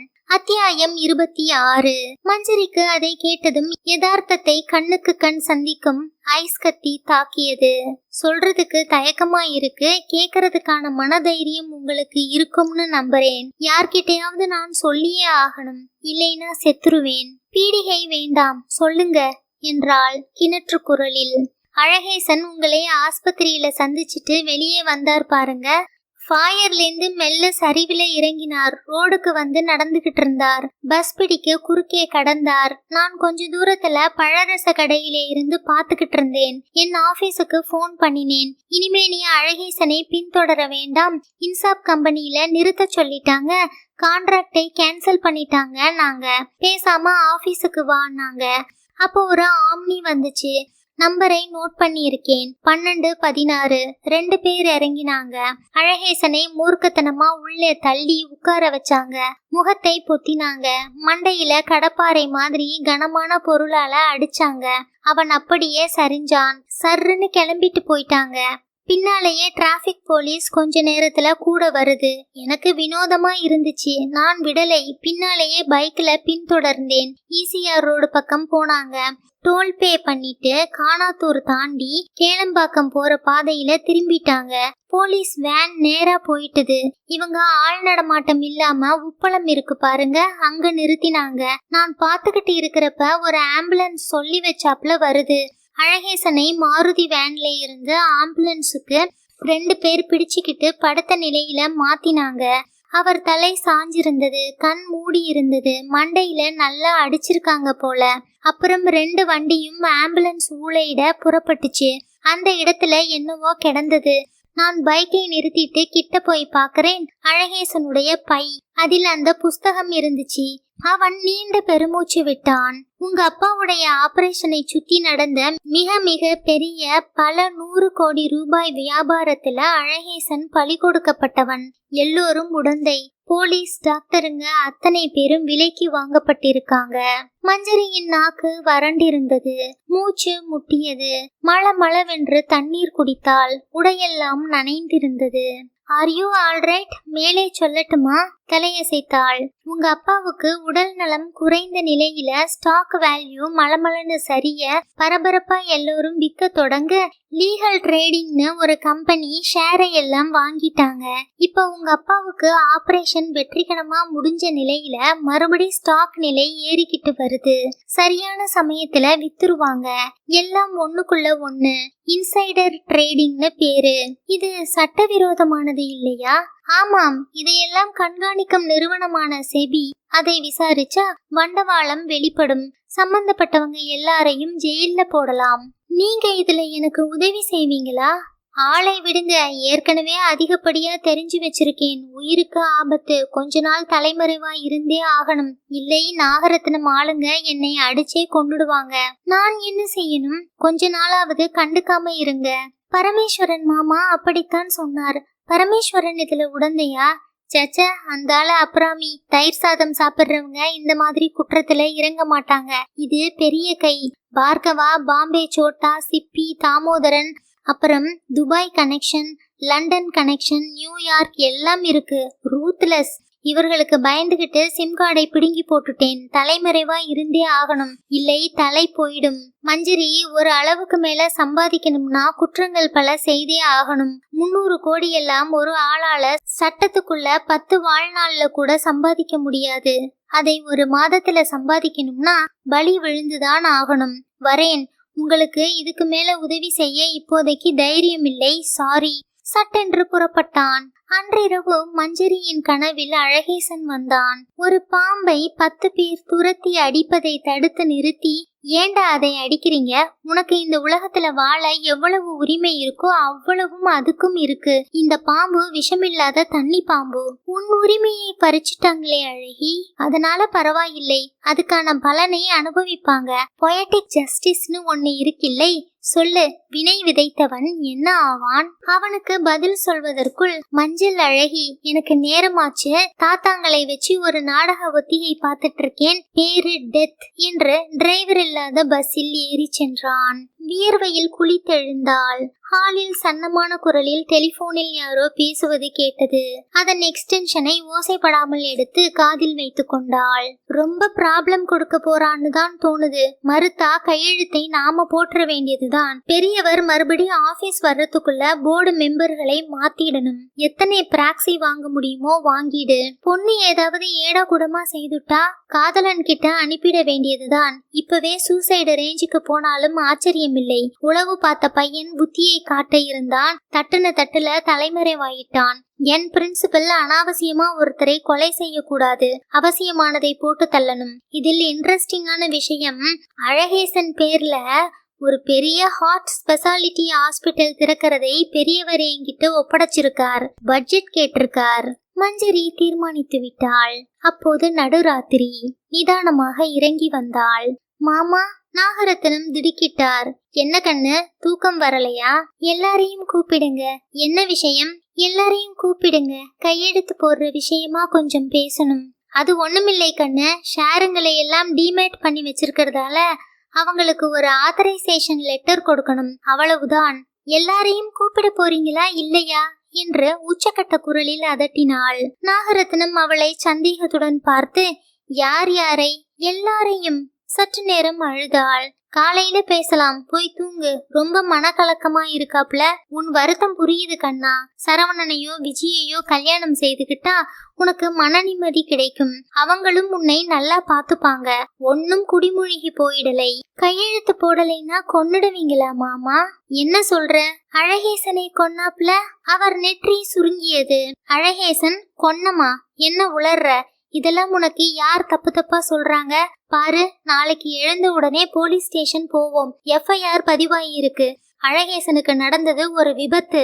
அவன் பயன்படுத்தின மோட்டார் சைக்கிள் அங்க கிடக்குது. விபத்தை பார்த்தவங்க வாக்குமூலங்கள் பதிவாகி இருக்குது. அப்படியா? நீங்க அவனை கொல்லலையா? லூசுத்தனமா பேசாதே. பாரு, அவன் விபத்துல இறந்து போய் பெரியவருக்கு அவன் இதயம் பொருத்தி இருந்தது ஒரு தற்செயலான விஷயம். இந்த மாதிரி சந்தேகம் வரும்னு தான் நாளைக்கு எல்லா ரெக்கார்டையும் காட்டுறேன். ஆஸ்பத்திரியில சர்டிபிகேட் கொடுத்தவங்க எல்லாம் பெரிய பெரிய டாக்டருங்க. அவங்க ரிப்போர்ட்டையும் காட்ட சொல்றேன். அவனை காப்பாத்த நாங்க பண்ணின முயற்சிகளை எல்லாம் கேட்டீனா அப்படியே உருகி போயிருவ. மஞ்சரி மௌனமாக இருந்தாள். சற்று நேரம் யோசித்துவிட்டு, நீங்க சொன்னா சரி என்றாள். அத்தியாயம் 27. மாற்று இதயம் பொருத்திய பின் ராகவேந்தர் மெல்லத்தான் குணமாகி வந்தார். உடலின் எடை குறைந்திருந்தது. சோர்வு அதிகமாகி இருந்தது. 6 மாதத்துக்கு அலுவலக வேலை எதுவும் பார்க்க கூடாது என்று டாக்டர் ராவ் ஆணித்தரமாக சொல்லிவிட்டார். பாலா அவரை 15 நாள் கண்காணித்து விட்டு சென்றார். மஞ்சரியை விசாரித்தவுடன் ஒரு மாறுதலுக்கு அமெரிக்கா வந்து அண்டர் கிராஜுவேட் படிப்பில் சேருமாறு சொல்ல அவள் தலையாட்டினாள். இப்படி மையமா தலையாட்டினா என்ன அர்த்தம் என்றாள் மரகதம். அழகேசனை நினைச்சு வாழ்க்கை பூரா உருகிட்டு இருக்க போறியா? அத்தை, அவ எல்லாம் சரியாயிடுவா. அமெரிக்கா வந்த மறுவாரத்திலேயே எல்லாம் மறந்துருவா பாருங்க. இல்லை, மறக்க மாட்டேன் என்று மனசுக்குள் சொல்லிக் கொண்டாள். இப்போதெல்லாம் யார் எது சொன்னாலும் பேசாமல் இருக்க பழகிவிட்டாள். அவளுடைய பெரும்பாலான பதில்கள் உள்ளம் ஒத்துழைக்காத சின்ன புன்னகையாகவே இருந்தன. ராகவேந்தர் வீட்டுக்கு வந்து விட்டார். உடலுக்குள் அந்நிய இதயத்தை நிராகரிக்கும் தடுப்பு சக்தியை எழுப்ப அவருக்கு நிறைய மருந்துகள் கொடுக்கப்பட்டு வந்தன. அதனால் முதல் மாதம் அவரை யாரும் சந்திக்க இயலவில்லை. உறவினர்கள் அனுமதிக்கப்பட்டாலும் தூரத்திலிருந்தே கண்ணாடிக்கு வெளியே தான் நின்று பார்க்க முடிந்தது. முழுவதும் கட்டுப்படுத்தப்பட்ட சூழ்நிலையில் திறமையுள்ள நர்சுகளின் மேற்பார்வையில் வேலைக்கு வேலை உணவும் மருந்தும் அளிக்கப்பட்டு எவ்வித நோய் கிருமியும் தொற்றிக்கொள்ளாமல் பத்திரமாக மெல்லிய கண்ணாடி பொருள் போல பாதுகாக்கப்பட்டு வந்தார். அவருக்கு நடந்ததெல்லாம் தெரியுமா? சதி செயல்கள் எல்லாம் புரியுமா என்ற சந்தேகம் மஞ்சரிக்கு விலகவில்லை. யாரையும் அவளால் நம்ப முடியவில்லை. தனியாக, மிக தனியாக ஒரு கொடூர செயல்களின் அநியாயத்தை விழுங்கி மனசுக்குள் வைத்திருந்தாள். வெளியில் போகும்போதெல்லாம் நாகரத்னம் யாரையாவது கூட அனுப்பி கண்காணித்தார். தனியாக அவளை விடவே இல்லை. நாகரத்னம் புதிதாக 2 மேல்நாட்டு கார்களை வாங்கியிருந்தார். இன்சாப் நிறுவனத்தில் ஆபீசர் ஆன் ஸ்பெஷல் டியூட்டி என்ற புது பதவிக்கு தனக்கே வேலை போட்டுக் கொண்டார். ராகவேந்தரின் அறையில் உட்கார்ந்தார். அவரை கேட்பார் யாரும் இல்லை. கேட்டால் அவர்களை பதவி நீக்கினார், மாற்றினார். தண்ணீர் போல தாராளமாக செலவழித்து கெஸ்ட் ஹவுஸ், தனி வீடு என்று வாங்கி தள்ளினார். வீட்டுக்கு அலங்காரத்துக்கென்றே ஏறத்தாழ 50 லட்சம் செலவழித்தார். கல்யாணி நகையாய் வாங்கி அடுக்கி கொண்டாள். மரகதத்துக்கு புருஷன் பிழைத்து விட்டார் என்று தெரிந்ததும் நகையாசை மீண்டது. சரவணன் ஸ்போர்ட்ஸ் கார் வாங்கி இருந்தான். அவன் புதுப்படம் எடுக்க பூஜை போட்டார்கள். எல்லாம் ஆபீஸ் பணத்தில். இதெல்லாம் ராகவேந்தருக்கு தெரியுமா என்று சந்தேகமாக இருந்தது. வேறு யாரும் தட்டி கேட்பதாக தெரியவில்லை. எக்கனாமிக் டைம் பத்திரிகையில் இன்சாப் போர்டு மாற்றப்பட்டதாக செய்தி வந்தது.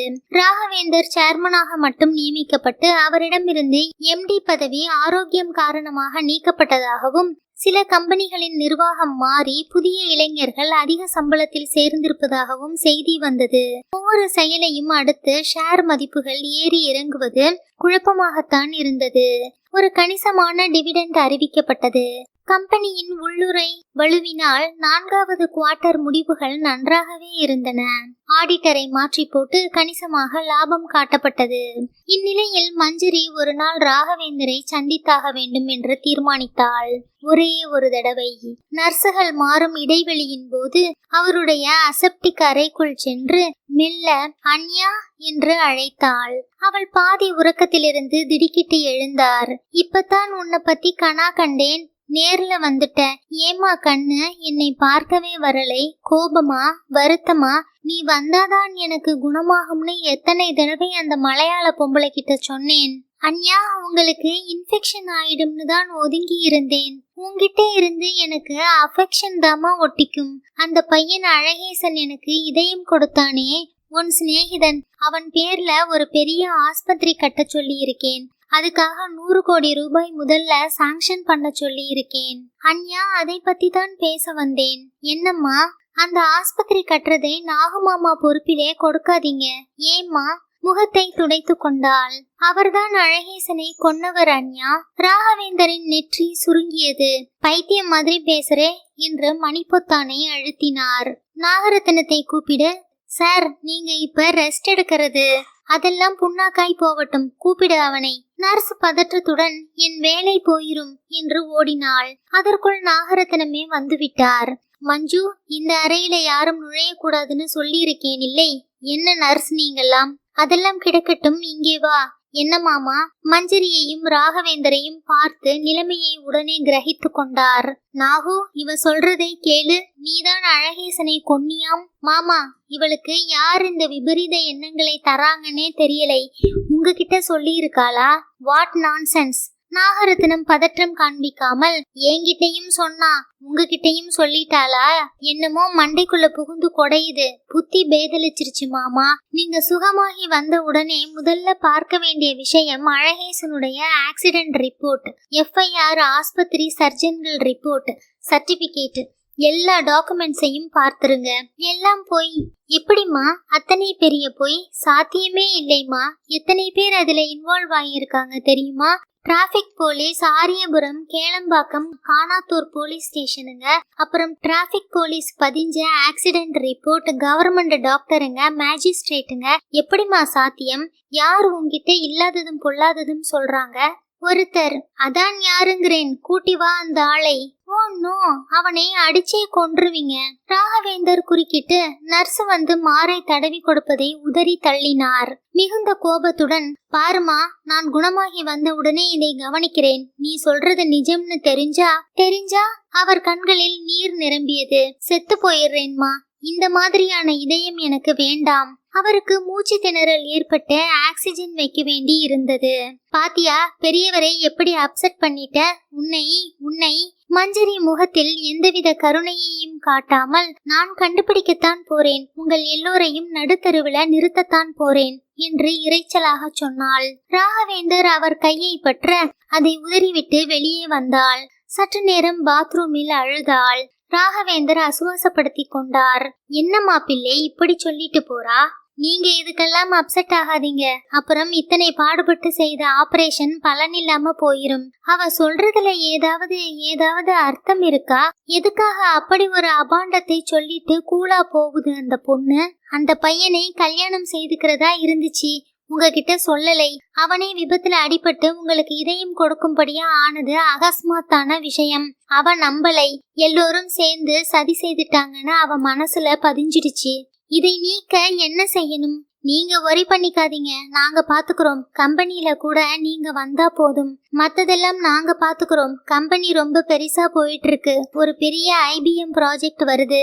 எல்லா அமெரிக்க கம்பெனிகளும் வந்து குமியிறாங்க. இப்ப பெரிய பெரிய சந்தர்ப்பம். உங்களுக்கு குணமாயிருச்சுன்னு தெரிஞ்ச உடனே சென்செக்ஸ் எப்படி எகிரி குதிச்சுன்னு தெரியுமா? அந்த செய்தியை வச்சே கோடீஸ்வரனானவங்க நிறைய பேரு. என்னால வீட்ல இருக்க முடியாது, எப்ப ஆபீஸுக்கு போகலான்னு துடிச்சுக்கிட்டு இருக்கேன். பாத்தீங்களா, இனிமே நீங்க ஆபீஸ் போக வேண்டாம் மாமா, எல்லாம் மாறிடுச்சு. இப்ப யாரு MD? பார்கவாதான். பார்கவாவா? அந்த மலை முழுங்கியா? மாமா, பார்கவா போர்டு மெம்பருங்க அத்தனை பேரையும் கையில வச்சிருக்கான். அவனை விட்டு பிடிக்கிறேன். பாருங்க, உங்களுக்கு எதுக்கு டிவி பார்த்துக்கிட்டு சும்மா படுத்து கிடங்க. என்ன சொன்ன? படுத்துக்கிட்டு இருங்க. நான் வேற ஏதோ வார்த்தை சொன்னேன். சேச்சா, உங்க மேல உள்ள மரியாதை எனக்கு என்னைக்குமே குறையாது மாமா. மஞ்சரி அழகேசனின் தாயை பார்க்க கிளம்பிய போது அவள் அருகே ஒரு மோட்டார் சைக்கிள் தொடர்ந்தது.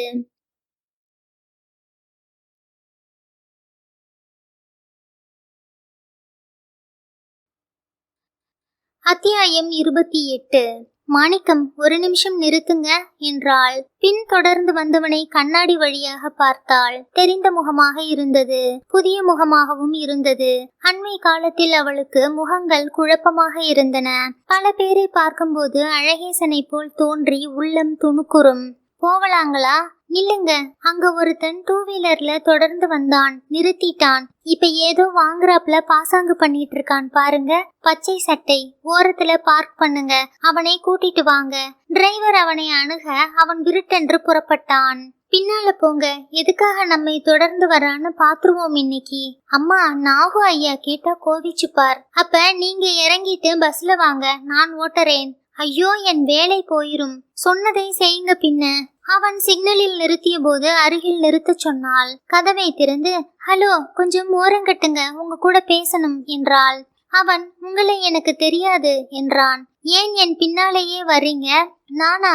வேற யாரையோ சொல்றீங்க. நான் BPOல வேலைக்கு போயிட்டு இருக்கேன், ஆளை விடுங்க. இதற்குள் சிக்னல் மாறிவிட்டது. இப்ப என்னம்மா என்றான் டிரைவர். விடாதீங்க, அவனை அனுப்பிச்சது யாருன்னு தெரிஞ்சே ஆகணும். அம்மா, யோசிச்சு பாருங்க, நீங்க எங்கெல்லாம் போறீங்கன்னு டிரைவருங்க எங்களுக்கு தெரிஞ்சிருக்கிறப்ப எதுக்கு ஐயா உங்க பின்னால 5ஆம் படை ஆளுங்களை அனுப்பணும்? தினம் டியூட்டி முடிஞ்சதும் எங்கெங்க போனீங்க, எத்தனை மணி நேரம் எங்கே இருந்தீங்க, யார் கூட பேசுனீங்க, எல்லாத்தையும் மேனேஜர் சாரதின்னு ஒருத்தர் புதுசா வந்திருக்கார், கேட்டு வச்சு பாருங்க. அவன் மருந்தீஸ்வரர் கோயில் அருகில் புழுதி படர்ந்த சிறிய தெருவில் திரும்ப, அந்த தெரு மெல்ல மெல்ல குறுகி கொண்டே வர, இங்க இந்த காரு நுழையாதுமா என்றான் டிரைவர். சரி, அடுத்த முறை எனக்கு சாண்ட்ரோ கொண்டு வாங்க. அதெல்லாம் வித்தாச்சுங்க, நம்ம கம்பெனியில எல்லாமே பென்சு தாங்க. எல்லாத்துக்கும் முடிவு கட்டுறேன். சாண்ட்ரோ ஒண்ணு எனக்கு வாங்கி வைங்க, நான் பணம் கொடுக்கறேன்னு சொல்லுங்க. என்கிட்ட நிறைய கம்பெனி ஷேர் இருக்குன்னு சொல்லுங்க. சரிங்க என்று சந்தேகமாக சொல்லிவிட்டு வீட்டுக்கு போகலாங்களா என்றான் டிரைவர். பார்க் பண்ணுங்க, நான் அந்த தெருவுல போய் வரேன் என்றாள். வால் பிடித்த இளைஞனை விட்டுவிட மனசில்லை. தெருவின் பாதியை பூக்கடைகளும் மாம்பழ வண்டிகளும் அடைத்திருந்தன. நூதன அரசியல் பலத்தால் புறம்போக்கு அன்ஆத்தரைஸ்டு வீடுகள் அடைத்திருந்தன. தங்கள் தற்காலிகத்தை பற்றி கவலைப்படாமல் கடை கன்னிகள் உற்சாகமாக தேவையற்ற பொருட்களை விற்று கொண்டிருந்த இடம். கரும்பு ஜூஸ் கடையில் அவன் நின்று கொண்டிருப்பதை கண்டாள். அவன் அணிந்திருந்த பச்சை கலர் டிஷர்ட்டில் இருந்து அடையாளம் தெரிந்து கொண்டாள். அருகே சென்றாள். என்னடா வேணும் உனக்கு? யார் உன்னை அனுப்பிச்சா என்றான். அவன் திரும்பி, என்னை தெரியலையா இன்னும் என்று கண்ணாடியை கழற்றினான். ஹேய் ரவி பிரகாஷ். சுற்றிலும் பார்த்தான். பாண்டிச்சேரிக்கு போறதுக்கு முந்தி உங்களை எப்படியாவது சந்திச்சே ஆகணும்னு இது 3வது கெட்டப். உங்க குண்டர் படையிலிருந்து தப்பிக்க. அழகேசன் விபத்து போலி என்று அவளிடம் சொல்ல வந்து அடிபட்டு பயந்து போய் தலைமறைவானவன். டிரைவர் எங்கே? கார்ல காத்திருக்கான். நீங்க சொன்னதை முழுக்க மறுக்கிறாங்க பிரகாஷ். அது ஆக்சிடென்ட்னு எல்லா ஆதாரங்களும் போலீஸ் ரிப்போர்ட், ஆஸ்பத்திரி ரிப்போர்ட்னு ஆணித்தரமா வச்சிருக்காங்க. அப்ப நான் பார்த்தது பொய்யா? அவங்க செய்தது மர்டர், கோல்டு பிளட்டட் மர்டர். நம்பினா நம்புங்க, நம்பாட்டி போங்க. எனக்கு அழகேசன் மேல எந்த பிரேமையும் கிடையாது. தொழில் நிமித்தமா 2 பேரையும் பின்தொடர்ந்து டெய்லி ரிப்போர்ட் கொடுத்து வந்தேன். அற்பமான தொழில். அந்த வேலையை விட்டுட்டு பயோடெக்ல போயிட்டேன். ஆனா அந்த பையனுக்கு நேர்ந்த அநியாயத்தை நிவர்த்தி செய்யறது எனக்கு முக்கியமா பட்டது. உங்களால தனியா முடியாது. அந்த சாம்ராஜ்யத்தில் அரண்மனை ரகசியங்களும் ஒற்றர்களும் கொலைகாரர்களும் எதற்கும் அஞ்சாத பண பலம் மிக்க மிருகங்கள். நீங்க கம்யூனிஸ்டா? அநியாயத்தை பாக்குறவன் எவனும் தன் வாழ்க்கையில் ஒரு கட்டத்தில் கம்யூனிஸ்ட் ஆயிடுவான். பயங்கரங்க இன்சாப். பாத்துக்கிட்டே இருங்க, பெரியவரை போட்டு தள்ளிடுவாங்க அல்லது ஒண்ணுமில்லாம கோமா ஸ்டேஜுக்கு ஏற்பாடு பண்ணிடுவாங்க. இவங்களுக்கு எல்லாம் நியாயம் நேர்மை எதுவும் கிடையாது. ஒரே ஒரு குறிக்கோள், பணம், மேலும் மேலும் பணம் பணம் பணம். என்கிட்ட இன்சாப் ஷேர்கள் இருக்கே, அதை என்ன செய்ய? கரும்பு ஜூஸ் குடிக்கிறீங்களா? வேண்டாம், தொண்டையை கட்டிக்கும். உங்க ஷேர்களை வச்சுக்கிட்டு அவங்க விளையாட்டிலேயே வெல்லணும். இன்வெஸ்ட்மெண்ட், போர்ட்போலியோ மேனேஜ்மெண்ட் எல்லாம் தெரிஞ்ச MBA ஃப்ரெண்ட் ஒருத்தன் இருக்கான். பேரு ராஜன் ஸ்ரீராம். உங்களுக்கு ஒரு நம்பர் கொடுக்கறேன். நான் முதல்ல பேசிடுறேன். பிரகாஷ் சொன்னதா சொல்லுங்க. கில்லாடி அவன். உங்களுக்கு எக்ஸாக்டா என்ன செய்யணும்னு அட்வைஸ் கொடுப்பான். முல்லை முள்ளால எடுக்கிற வித்தை அது. சரி, பாக்கறேன். ரொம்ப நேரமாச்சு. உங்க கம்பெனி அடியாட்கள் வர்றதுக்குள்ள நான் எஸ்கேப் என்றான். குட் லக் என்று கை குலுக்கி விட்டு போனான். அடுத்த வியாழன் அந்த ராஜன் ஸ்ரீராமை நுங்கம்பாக்கத்தில் மக்கள் அதிகம் புழங்கும் ஒரு வங்கியின் பேஸ்மெண்ட் ஆபீஸில் சந்தித்தாள். டை கட்டிக்கொண்டு இடக்கையால் குறிப்பெடுத்து எழுதி கொண்டு நெற்றியை சுருக்கி கொண்டு அவள் சொல்வதை உன்னிப்பாக கேட்டான். முதல்ல நீங்க என்னை முழுசா நம்பணும். பிரகாஷ் எல்லாம் சொன்னான். எனக்கு பயம் இல்லை. காரணம், அங்கிள் IPS ஆபீசர், டிசியா இருக்கார். முதல்ல நீங்க செய்ய வேண்டியது உங்க ஸ்டாக்குகளை பாதுகாக்க வேண்டியது. உங்க கையெழுத்தை அவங்க போர்ஜரி பண்ணி எல்லாத்தையும் மாத்தாம இருக்கிறது. செபிக்கும் டிமேட்டுக்கும் ஒரு லெட்டர் டிராஃப்ட் பண்ணி தரேன். உங்களுக்கு வக்கீல் யாரு? நீங்க தான். இந்த இடத்துல கையெழுத்து போடுங்க. உங்ககிட்ட எத்தனை ஷேர் இருக்கு தெரியுமா? நிறைய. சுத்தம். நிறையன்னா எண்ணிக்கை. உலகமே லக்கங்களில் தான் இயங்குகிறது. லார்ட் கெல்வின் சொன்னாப்ல, to measure is to know. என்ன பாக்குறீங்க? MBA படிச்சவங்க எல்லாரும் இப்படித்தான் பேசுவாங்களான்னு? இங்கிலீஷ் பேசணுங்க. புதுசா வார்த்தைகள் பயன்படுத்தினாதான் பிழைக்க முடியும். எல்லாம் வேப்பர் வேர். அழகேசன் மாதிரியே பேசுறீங்க. யார் அழகேசன்? எனக்கு போட்டியா? செத்து போயிட்டாருங்க. ஓ, ஜில்லு அதான் சொன்னான். ஜில்லு? பிரகாஷ். நாங்க 2 பேரும் ரொம்ப தோஸ்த். ஒரே பெண்ணை சைட் அடிச்சதுல கொஞ்சம் அபிப்பிராய பேதம், கைகலப்பு வரை போயிடுத்து. இன்னும் நாங்க ஃப்ரெண்ட்ஸ். அந்த பெண் என்ன ஆனா? அவளா 2 பேருக்கும் சண்டை மூட்டி விட்டுட்டு டெக்சாஸ் அமெரிக்காவில சந்தியாவதனம் பண்ற சாஃப்ட்வேர் குடுமியை கல்யாணம் பண்ணிட்டு டிஸ்வாஷ் பண்ணிட்டு இருக்கா. வாரம் மாலுக்கு போய் கருவேப்பிள்ளை அகத்திக்கீரை வாங்கிட்டு வர்றதுதான் பொழுதுபோக்கு. What a waste of beauty. இங்க பேட்டையே கலக்கிட்டு இருந்தா. அவளை பத்தி பிரகாஷ் ஒரு கவிதை தொகுப்பே எழுதியிருக்கான். எனக்கு உங்க AGM பேப்பர்ஸ் வேணுமே. உங்களுக்கு நம்பகமா யாரும் இல்லையா? பரமேஸ்வரன் இருந்தார், ரிசைன் பண்ணிட்டார். நம்பர் சொல்லுங்க. நம்பர் எடுக்கிறதில்லை. வீட்டு அட்ரஸ் ஆவது சொல்லுங்க. பரமேஸ்வரனுக்கு பொண்ணு யாராவது இருக்காங்களா? என்ன கோத்திரம்? கவலைப்படாதீங்க, என் காரியத்தை முடிங்க. உங்களுக்கு நல்ல பொண்ணா நான் பார்த்து சொல்றேன். கோத்திரம் இல்லாம. ஆமாங்க, பேச்சுலர் வாழ்க்கை அழுத்து போச்சு. காலையில காபி பிரேக்ஃபாஸ்ட் பண்ணி போர். அதுக்குத்தான் பொண்டாட்டியா? பின்ன வேற எதுக்கு? அதான் உங்களுக்கு கல்யாணம் ஆகலை. அவன் சரசரவென்று அப்ளிகேஷன் லெட்டர் எழுதி அவளிடம் கையெழுத்து வாங்கி கொண்டான். நான் நினைச்சா இந்த கையெழுத்துக்களை வச்சுக்கிட்டு உங்களை பாப்பராக்கிடலாம். நானே சேர்மன் ஆயிரலாம். ரிஸ்க் எடுக்கிறீங்க. பரவாயில்லைங்க. முதலாக சந்தோஷத்தால் துணுக்குற்றாள். அத்தியாயம் 29. மஞ்சரிக்கு தைரியம் வந்துவிட்டது. அழகேசனை அழித்த தீய சக்திகளை ஒவ்வொன்றாக தேடி பிடித்து நீதிமன்ற சட்டங்கள் தரும் தண்டனைக்கு உட்படுத்த ராஜன் ஸ்ரீராமின் உதவியுடன் முடியும் என்று தோன்றியது. வன்முறையை மென்முறையால் சந்திக்க முடியும். நல்லா யோசிச்சு சொல்லுங்க. இந்த ரிஸ்க் எடுக்க விரும்புறீங்களா? நிச்சயம். உங்க மேல எனக்கு நம்பிக்கை வந்துருச்சு. ஏன்? பார்த்தா சாம்பார் வடை மாதிரி இருக்கேனே, அதனாலயா? உங்க அங்கிள் டெபுட்டி கமிஷனரா இருக்கிறதால பத்திரம் கிடைக்குங்கிற நம்பிக்கையினால. அதெல்லாம் பாதுகாப்பில்லைங்க. பிரகாஷ் மாதிரி என்னையும் அடிச்சு போட அவங்களுக்கு அரை மணி போதும். நான் அங்கிளை எமர்ஜென்சிக்கு தான் அணுகுவேன். எங்க வீட்ல ஒரு முறை டிவி திருடு போயிடுச்சு. அவருக்கு போன் பண்ணினேன். இந்த மாதிரி சின்ன விஷயங்களுக்கெல்லாம் என்னை பயன்படுத்தாதே. ரொம்ப பெருசா இருந்தாவா? ஒரு நாளைக்கு சென்னை மெட்ரோபாலிட்டன் ஏரியாவில 125 டிவி திருடு போகுதுன்னார். புள்ளி விவரத்தால கொன்னுடுவார். நான் நான் என்ன செய்யணும் இப்ப? கொஞ்ச நாள் கம்முன்னு இருங்க, செல்போனை மாத்தி கொடுத்துடுறேன். தலைமறைவா இருந்தா உத்தமம். பிரஸ்காரங்க துரத்துவாங்க. ஏன்னா இன்சாப் சாம்ராஜ்யத்தை கவுக்க போறீங்க. எப்படி? கம்பெனி லா படி சட்டத்துக்கு உள்ளேயே உங்ககிட்ட பிராக்சி வாங்கிட்டு ஒரு EGM கூப்பிட போறேன். அதில் முதல் ரெசல்யூஷன் பழைய மெம்பர்களை துரத்திட்டு புது போர்டு அமைக்கிறது. எப்படியாவது உங்க சேர்மன் ராகவேந்தரை சந்திச்சே ஆகணும். நானு உடல்நிலை அதிக அதிர்ச்சி தாங்காதுன்னு தனியா வச்சிருக்காங்க. கார்டியாலஜிஸ்ட் யாரு? AV ராம்னு மினர்வாவில. அவர்தான் டாக்டர் பாலாவுக்கு ஆபரேஷன்ல கூட இருந்தவர். சரி, அவரை முதல்ல சந்திக்கிறேன். நுங்கம்பாக்கம் போலீஸ் ஸ்டேஷன்ல ஒரு கிரிமினல் கான்ஸ்பிரன்சி வழக்கு பதிவு செய்யணும். ஒரு வக்கீல் தேவைப்படும். பூனாவில லா ஸ்கூல்ல படிச்ச என் ஃப்ரெண்ட் வினோத் இங்கே கார்பரேட் பண்ணிட்டு இருக்கான். அவன் மூலமா ஒரு பெட்டிஷன், ஒரு FIR பதிவு செய்ய போறேன். யார் பேர்ல? எல்லார் பேர்லயும். உங்க மாமா டாக்டர் பாலா பேர்ல, மினர்வா பேர்ல, சர்ஜன்கள் பேர்ல, சர்டிபிகேட் கொடுத்த அரசாங்க டாக்டருங்க பேர்ல, நாகரத்னம் பேர்ல, போலீஸ் அதிகாரிங்க, உங்க வீட்டு நாய்க்குட்டியை கூட விட போறதில்லை. இன்னும் யார் யார் அதுல உண்டு? ஏன் உங்க ராகவேந்தர் பேர்லயும் எல்லாம் சேர்ந்து சதி திட்டம் போட்டு அழகேசனை கொன்னுட்டாங்கன்னு போட போறேன். இதுதான் வஜ்ராயுதம், இதுதான் துருப்புச்சீட்டு. இதை வச்சுக்கிட்டு ஷேர்களை மாத்தணும், பேரம் பேசணும். என்னை கொஞ்சம் பேச விடுங்க. அதுக்கு எனக்கு உங்ககிட்ட இருந்து 10 ஷேர் மாத்திக்க போறேன். முதல்ல கேள்விகள் கேட்க பாத்துக்கிட்டே இருங்க. ஒரு பைரோ டெக்னிக்ஸ் வான வேடிக்கை அடுத்த வாரம் நடக்க போறது. இந்தியாவையே கலக்க போறது. நான் சொன்னேனே தலைமுறை இருக்கணும்னு. இந்த பிராக்சி யுத்தத்தை பிரஸ்காரங்க உசுப்பி விடுவாங்க. கொடைக்கானல்ல போய் எங்கேயாவது இருங்களேன். எங்கேயாவது தலைமறைவா இருக்கணும். அவ்வளவுதானே? அவ்வளவுதான். மிச்சத்தை நான் பார்த்துக்கிறேன். மை காட், பிசினஸ் இந்தியாவுல அட்டை படத்துல நான் வரப்போறேன். நீங்க ஜெனரல் பாடியில வந்து உட்கார்ந்தா போதும். நானும் வினோதும் மத்ததை பார்த்துப்போம். மஞ்சு வீட்டுக்கு வந்ததும் நாகரத்னம் கோபத்துடன், எங்க போய் தொலைஞ்சே என்றார். மாமா, எனக்கு யார்கிட்டையும் பர்மிஷன் கேட்க வேண்டிய கட்டாயம் இல்லை. என்ன இது? எல்லோருக்கும் லெட்டர் எழுதி இருக்கியாமே, தந்தி அடிச்சிருக்கியாம். உன் ஷேர்களை எல்லாம் டிரான்ஸ்பர் பண்ண போறதில்லைன்னு நாங்க என்ன கட்டாயப்படுத்தினோமா? லூஸ் மாதிரி லெட்டர் கொடுத்திருக்கியே. ஆமா, இதெல்லாம் யார் உனக்கு சொல்லி கொடுக்கறாங்க?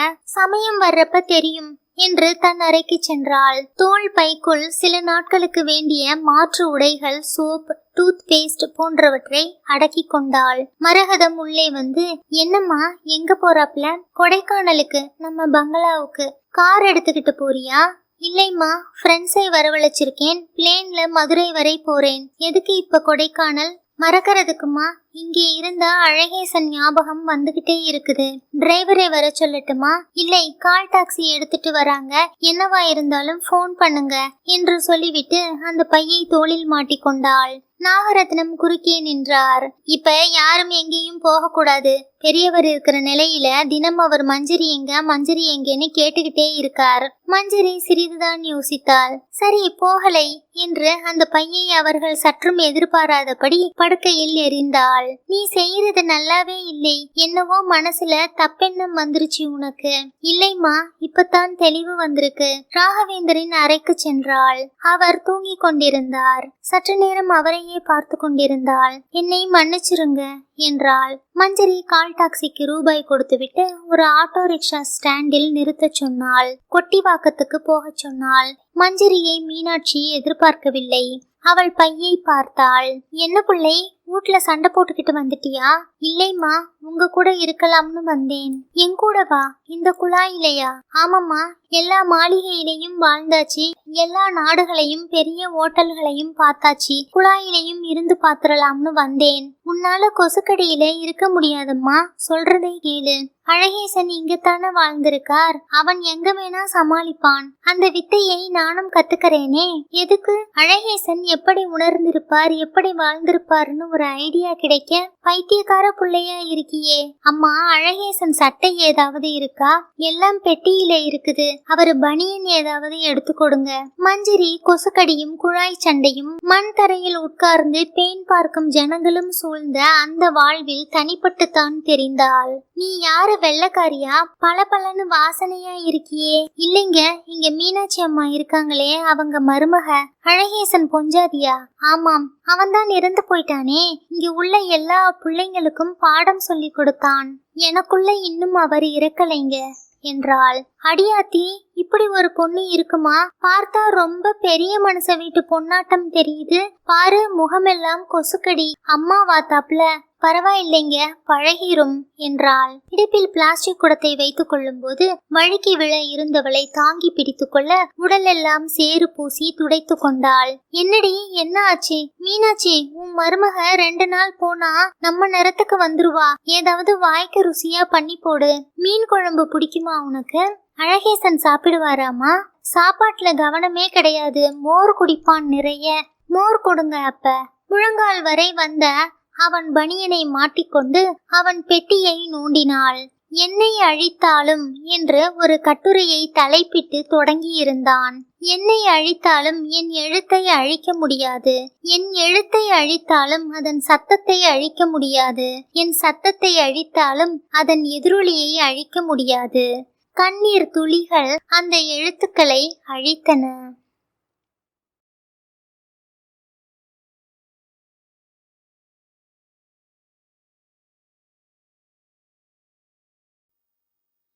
அத்தியாயம் 30. மஞ்சரி வெளி உலகில் நடந்து கொண்டிருந்த அந்த கார்ப்பரேட் யுத்தத்தை பற்றி எதுவும் தெரியாமல் தண்ணி லாரி வர காத்திருந்து வண்ண வண்ண பிளாஸ்டிக் குடங்களில் நீர் நிரப்பவும் கையை சுட்டுக்கொள்ளாமல் சோற்று பதம் பார்க்கவும் கற்றுக்கொண்டிருந்தாள். மவன் போய் மவளா வந்துட்ட. உன் சாதிசனம் எல்லாம் பார்த்தா என்னை வெட்டி போற்ற மாட்டாங்களா? பார்த்தாதானே. இனிமே இங்கதான் இருக்க போறியா? ஆஹா, நீங்க போன்னு சொல்ற வரைக்கும். ஐயோ, கையெல்லாம் பாரு, சிவந்து ரத்தம் கட்டி கிடக்குது. எதுக்காக தாயி உனக்கு இதெல்லாம்? இந்த வழி எனக்கு பிடிச்சிருக்குமா? என்னை புள்ளேன்னே கூப்பிடுங்க. செய்தி முதலில் எக்ஸ்பிரஸில் வந்தது. அதன் பின் எக்கனாமிக் டைம்ஸில் வந்த ரம்பிள்ஸ் இன் இன்சாப் எம்பையர் என்ற தலைப்பிட்டு ஜெயஸ்ரீ சேகர் என்கிற இளம் ரிப்போர்ட்டர் தந்திருந்த செய்தி உண்மைக்கு மிக அருகில் இருந்தது. அண்மையில் சேர்மன் ராகவேந்தருக்கு நடந்த இருதய மாற்று சிகிச்சை தொடர்பாக சில அதிர்ச்சி தரும் தகவல்கள் வெளிவர இருக்கின்றன. ராஜன் ஸ்ரீராம் எனும் பங்குதாரர் செபிக்கு ஒரு நீண்ட கடிதம் எழுதியிருக்கிறார். நுங்கம்பாக்கம் காவல் நிலையத்தில் ஒரு கிரிமினல் வழக்கு பதிவாகி இருக்கிறது. ராகவேந்தருக்கு இதயம் கொடுத்த அழகேசன் என்கிற இளைஞர் விபத்தில் சாகவில்லை, கொல்லப்பட்டிருக்கிறார் என்று ஒரு புகார் பதிவாகி இருக்கிறது. ராகவேந்தரின் இதய ஆரோக்கியத்தை வைத்து மிகப்பெரிய பங்கு பேர ஊழல் நடந்திருப்பதாகவும் சீக்கிரம் சம்பந்தப்பட்டவர்கள் அனைவரும் கைது செய்யப்படுவார்கள் என்றும் தெரிகிறது. அழகேசன் மோட்டார் சைக்கிள் சாலை விபத்தில் செத்து போனதாக போலீஸ் சொல்லி இருக்கிறது. காணத்தூர் காவல் நிலையத்தில் இருக்கும் மோட்டார் சைக்கிள் அவருடையது அல்ல. முத்துக்காட்டை சேர்ந்த அன்வர் என்பவரின் பைக். சில மாதங்களுக்கு முன் விபத்துக்குள்ளானது என்று இந்த நிருபர் கண்டுபிடித்துள்ளார். இதில் எத்தனை பேர் சம்பந்தப்பட்டுள்ளனர் என்கிற விவரம் தோண்ட தோண்ட வெளிவந்து கொண்டிருக்கிறது. மினர்வா ஆஸ்பத்திரியின் சர்ஜன்கள், இன்சாப் உயர் அதிகாரிகள், போலீஸ் அதிகாரிகள், கவர்மெண்ட் டாக்டர்கள் பலர் இந்த பட்டியலில் உள்ளனர். இதை சிபிஐ விசாரிக்கும்படி கோரிக்கை தரப்பட்டுள்ளது. ஒரு இன்ஸ்பெக்டர் தலைமறைவாகிவிட்டார். மாலை தொலைக்காட்சியில் நாகரத்தினத்தை கைது செய்து துண்டை போட்டு மூடிக்கொண்டு ஜிப்சி ஏற்றுவதை மஞ்சரி கண்கொட்டாமல் பார்த்தாள். அதோ எங்க பெரிய மாமா. ஐயோ, கல்யாணி அக்காவையும் கூட்டிட்டு போறாங்களே. ஐயோ, அம்மாவையுமா? என்ன பிள்ளை, விபரீதமாயிருச்சு. நான் டெலிபோன் செய்தாகணும். டெலிபோன் பூத்துக்கு சென்று ராஜனுக்கு போன் செய்தாள். என்ன ராஜன், எல்லோரையும் அரெஸ்ட் பண்ணும்படியா பண்ணிட்டீங்களே. பயப்படாதீங்க, பொம்பளைங்களே லாக்அப்ல வச்சுக்க மாட்டாங்க, விசாரிச்சு விட்டுருவாங்க. உங்க நாகரத்னத்தை தான் திங்கட்கிழமை வரைக்கும் வச்சுக்கிட்டு மேஜிஸ்ட்ரேட் கோர்ட்ல காட்டுவாங்க. பெயில் அப்ளிகேஷன்ல விட்டுறலாம். அதையும் ஸ்ட்ராங்கா எதிர்க்க போறோம். இதை விடுங்க. போர்டு ரூம்ல திங்கட்கிழமை அமளி துமளி அடிதடியே நடக்க போகுது. காலையில 10 மணிக்கு இதே நம்பருக்கு போன் பண்ணுங்க. வந்து தலையை காட்டணும். மூஞ்சு பூரா மறைக்கிற மாதிரி கருப்பு கண்ணாடி போட்டுக்கிட்டு வாங்க. புடவையால தலையை மூடிக்கிட்டு. யார் என்ன கேட்டாலும் ஒரே பதில்தான், ஆஸ்க் ராஜன், அவ்வளவுதான். உங்களை சேர்மன் அண்ட் எம்டியா ப்ரப்போஸ் பண்ண போறோம். அப்படின்னா you are the big boss. ஐயோ, என்ன விபரீதம். நான் தான் சொன்னேனே. சரி சரி, காலை ட்ரேஸ் பண்ணிடுவாங்க. எல்லா ரிப்போர்ட்டர்களும் அனுமார் மாதிரி உங்களை நானா திசையிலும் தேடி அலைஞ்சிட்டு இருக்காங்க. பை, வெச்சுடுறேன். திகைத்து போய் போனை வைத்து விட்டு காசு கொடுத்து விட்டு மீனாட்சியிடம் வந்து, தப்பா போயிருச்சுமா. என்ன பிள்ளை, எங்க குடும்பத்தையே மொத்தமா கைது பண்றாப்புல அவசரப்பட்டுட்டேன். அட பாவமே, ஏன்? அவளை கண்ணுக்கு கண் பார்த்தாள். என்ன மனுஷி இவள்! என்னை விட இவளுக்குத்தான் கோபம் வருத்தம் அதிகம். இவளிடத்தில் உன் மகனை கொன்றது இவர்கள்தான் என்று சொல்லலாமா? இந்த செய்தியை எப்படி எடுத்துக்கொள்வாள்? அவங்க ஒரு மகா பெரிய தப்பு செய்துட்டாங்கம்மா. என்ன? எல்லாரும் சேர்ந்து ஒருத்தரை கொன்னுட்டாங்க. அட பாவமே! யாரை? உங்க மகனை. அப்படியே திறந்த வாய் மூடாமல் காற்றுக்கு தவித்தாள். உங்க அப்பாவுமா? அவருக்கு தெரியாம செய்த பெரிய சதிமா. நீங்க என்ன சொல்றீங்கம்மா? நான் செய்தது சரியா தப்பா? அவள் கவலை முகத்துடன் யோசித்தாள். நெற்றி நரம்புகள் துடித்தன. சொல்லுங்கம்மா. சொல்ல தெரியலையே. ஆனா உன்னை பத்தி கவலையா இருக்கு கண்ணு. அப்படி செய்தவங்க உன்னை விட்டு வைப்பாங்கன்னு என்ன நிச்சயம்? உன்னைத்தான் புள்ள தொத்திக்கிட்டு உயிர் வாழ்றேன். இங்க இருக்கிறது அவங்களுக்கு தெரியாது. அதுக்குத்தான் இங்க வந்து ஒளிஞ்சிருக்கியா? அம்மா, அழகேசன் என்ன சொல்லி இருப்பாரம்மா? புதுசா என்னென்னமோ சொல்றியேம்மா. எனக்கு அர்த்தமாகவே இல்லை புள்ளை. ஆனா இது மட்டும் சொல்வேன். அவன் கோபம் உனக்கு தெரியாது. சாது மிரண்டா காடு கொள்ளாதுன்னு எல்லாரையும் சாவடிச்சிட்டு கத்திய என் காலடியில போட்டிருப்பான். நான் அதையே வேற விதமா செய்றேன்மா. அடுத்த தினங்களில் செய்தி தேசிய அளவுக்கு, ஏன் பிபிசியின் ஏசியா டேக்கு கூட போய்விட்டது. எல்லா தொலைக்காட்சி பிசினஸ் சேனல்களிலும் பத்திரிகைகளிலும் அது அலசப்பட்டது. இன்சாப் மேலதிகார வர்க்கத்தையே கலைத்துவிட்டு புதுமுகங்கள் தோன்றின. மஞ்சரி ஒரு ஆட்டோவில் மீனாட்சியுடன் அதன் அலுவலகத்துக்கு திங்கள்கிழமை காலை சென்றபோது கேமரா பளிச்சுகளும் டெலிவிஷன் வெளிச்ச வெள்ளமும் அவளை தொடர்ந்தன. 20 மைக்குகள் அவள் முன் நீட்டப்பட்டு எல்லோரும் ஒரே சமயத்தில் அவளை கேள்விகளால் துளைத்தனர். பதிலே சொல்லாமல் ராஜன் ஸ்ரீராமின் பின்னால் பம்மி ஒளிந்து கொண்டாள். ரொம்ப நல்லா சமாளிக்கிறீங்க, லிப்ட் வரைக்கும் தான் கஷ்டகாலம் என்றான் ராஜன். போர்டு ரூமில் 40 கேமராக்கள் போட்டோ எடுக்க ராஜன் சொன்ன இடத்திலெல்லாம் கையெழுத்திட்டாள். இனிமே எங்க போவேன்? வீட்டுக்கு. உங்க வீட்டுக்கு? வாங்கம்மா. ஐயோ, நான் எதுக்கு புள்ளை? உங்க வீடு வாங்க. அந்த பாவாத்மாக்களுக்கு எல்லாம் அங்க அனுமதி கிடையாது. ராஜன், ரொம்ப ரொம்ப சிக்கலாக்கிட்டீங்க. இல்லீங்க, போக போக தெளிவாகும். அன்யா, ராகவேந்தர் அங்கதான் இருக்கார். இன்ஃபேக்ட் நடந்ததை எல்லாம் பார்த்திருப்பார். ஐயோ, அதிர்ச்சியை தாங்கி இருப்பாரா? போய் பாருங்களேன். Surprise surprise. கப்பல் கார் அவர்களை வீட்டில் கொண்டு வந்து நிறுத்த ரைபிள்களுடன் 2 காவலாட்கள் தொடர்ந்து உள்ளே வந்தனர். உடனே அந்த அறைக்குள் சென்றாள். அன்யா என்று சன்னமாக கூப்பிட்டாள். அத்தியாயம் 31. அரை இருட்டில் தலையணையில் சாய்ந்து படுத்திருந்த ராகவேந்தருக்கு பணிவிடைகள் செய்யப்பட்டு தலை சீவி முகச்சவரம் செய்யப்பட்டு உடம்பு துடைத்து விடப்பட்டு பவுடர் பூசி உணவூட்டி மருந்துகள் வேலைக்கு வேலை புகட்டப்பட்டு தெம்பாகத்தான் தோன்றினார். எதிரே தொலைக்காட்சி பெட்டியில் அந்த கைது காட்சிகள் இன்னும் ஓடிக்கொண்டிருந்தன. பொருளாதார நிபுணர்கள் அதன் தாக்கத்தை அலசி கொண்டிருந்தார்கள். நியூயார்க், மும்பை தேசிய பங்கு சந்தைகளில் ஏற்பட்ட பின்விளைவுகளை வரைபடங்களாக இளம் பெண்கள் அலசி கொண்டிருந்தார்கள். மீனாட்சியும் ராஜன் ஸ்ரீராமும் பின்தங்க, எல்லாரையும் ஜெயில்ல போட்டாச்சா என்று பணிவிடை செய்யும் பெண்களை கேட்டுக்கொண்டிருந்தார். தாத்தா, இவங்கெல்லாம் என்ன தப்பு செய்தாங்கன்னே புரியலை. பணக்கார வீட்டு பிள்ளைங்களா தெரியுறாங்க என்றால் புதிதாக டியூட்டி பார்க்க வந்தவள். அன்யா என்று மஞ்சரி மறுபடி கூப்பிட்டாள். தாத்தா, இவங்க வந்திருக்காங்க. யாரு நீங்க? செக்யூரிட்டி எப்படி உள்ள விட்டான்? இது எம் மவ, டிவியை அணை என்றார். மஞ்சரி நெருங்கினாள். கிட்ட உட்காராதீங்கம்மா. அடி போடி என்று அவளை அதட்டி மஞ்சரியை அருகில் அழைத்து தன்னுடன் சேர்த்து கொண்டு முதுகில் தட்டி கண்ணீர் பிரவாகத்தால் நனைத்தார். மஞ்சரியும் அடக்க முடியாமல் சற்று நேரம் அழுதாள். என்னை மன்னிச்சிருங்க அன்யா, இந்த மாதிரி விபரீதமாகும்னு கனவுல கூட நினைக்கலை. அன்யா, என்னை மன்னிச்சிருங்க. இல்லைம்மா, மன்னிப்பு கேட்க வேண்டியது நான். என்னாலதான் இந்த சூழ்ச்சி எல்லாம் நடந்தது. என் உசுரை தாங்கி பிடிக்கத்தானே இத்தனை அநியாயமும் நடந்தது. இல்லை அன்யா. கோபத்துடன், நீ சும்மா இரு, குறுக்க பேசாம. நான் சொல்றதை நீ கேட்டாகணும். ஐயா, ஸ்ட்ரெயின் பண்ணிக்கவே கூடாதுன்னு. போடி என்று பணிப்பெண்ணை அதட்ட அவள் முகம் சிரித்தது. நீ கொஞ்ச நேரம் வெளியே இருமா, நான் பாத்துக்கிறேன். இவர் என் அப்பாதான். என் கடமையை செஞ்சேன். அப்புறம் உன்னை யாரும் ஒன்னும் சொல்ல மாட்டாங்க. நான் செத்தா பரவாயில்லை, போ முதல்ல. மஞ்சரி, கேளு. திருடப்பட்ட இதயம், பறிக்கப்பட்ட இதயம், பிடுங்கப்பட்ட இதயம் எனக்கு வைக்கிறாங்கன்னு சொல்லி இருந்தா சம்மதிச்சிருக்கவே மாட்டேன்மா.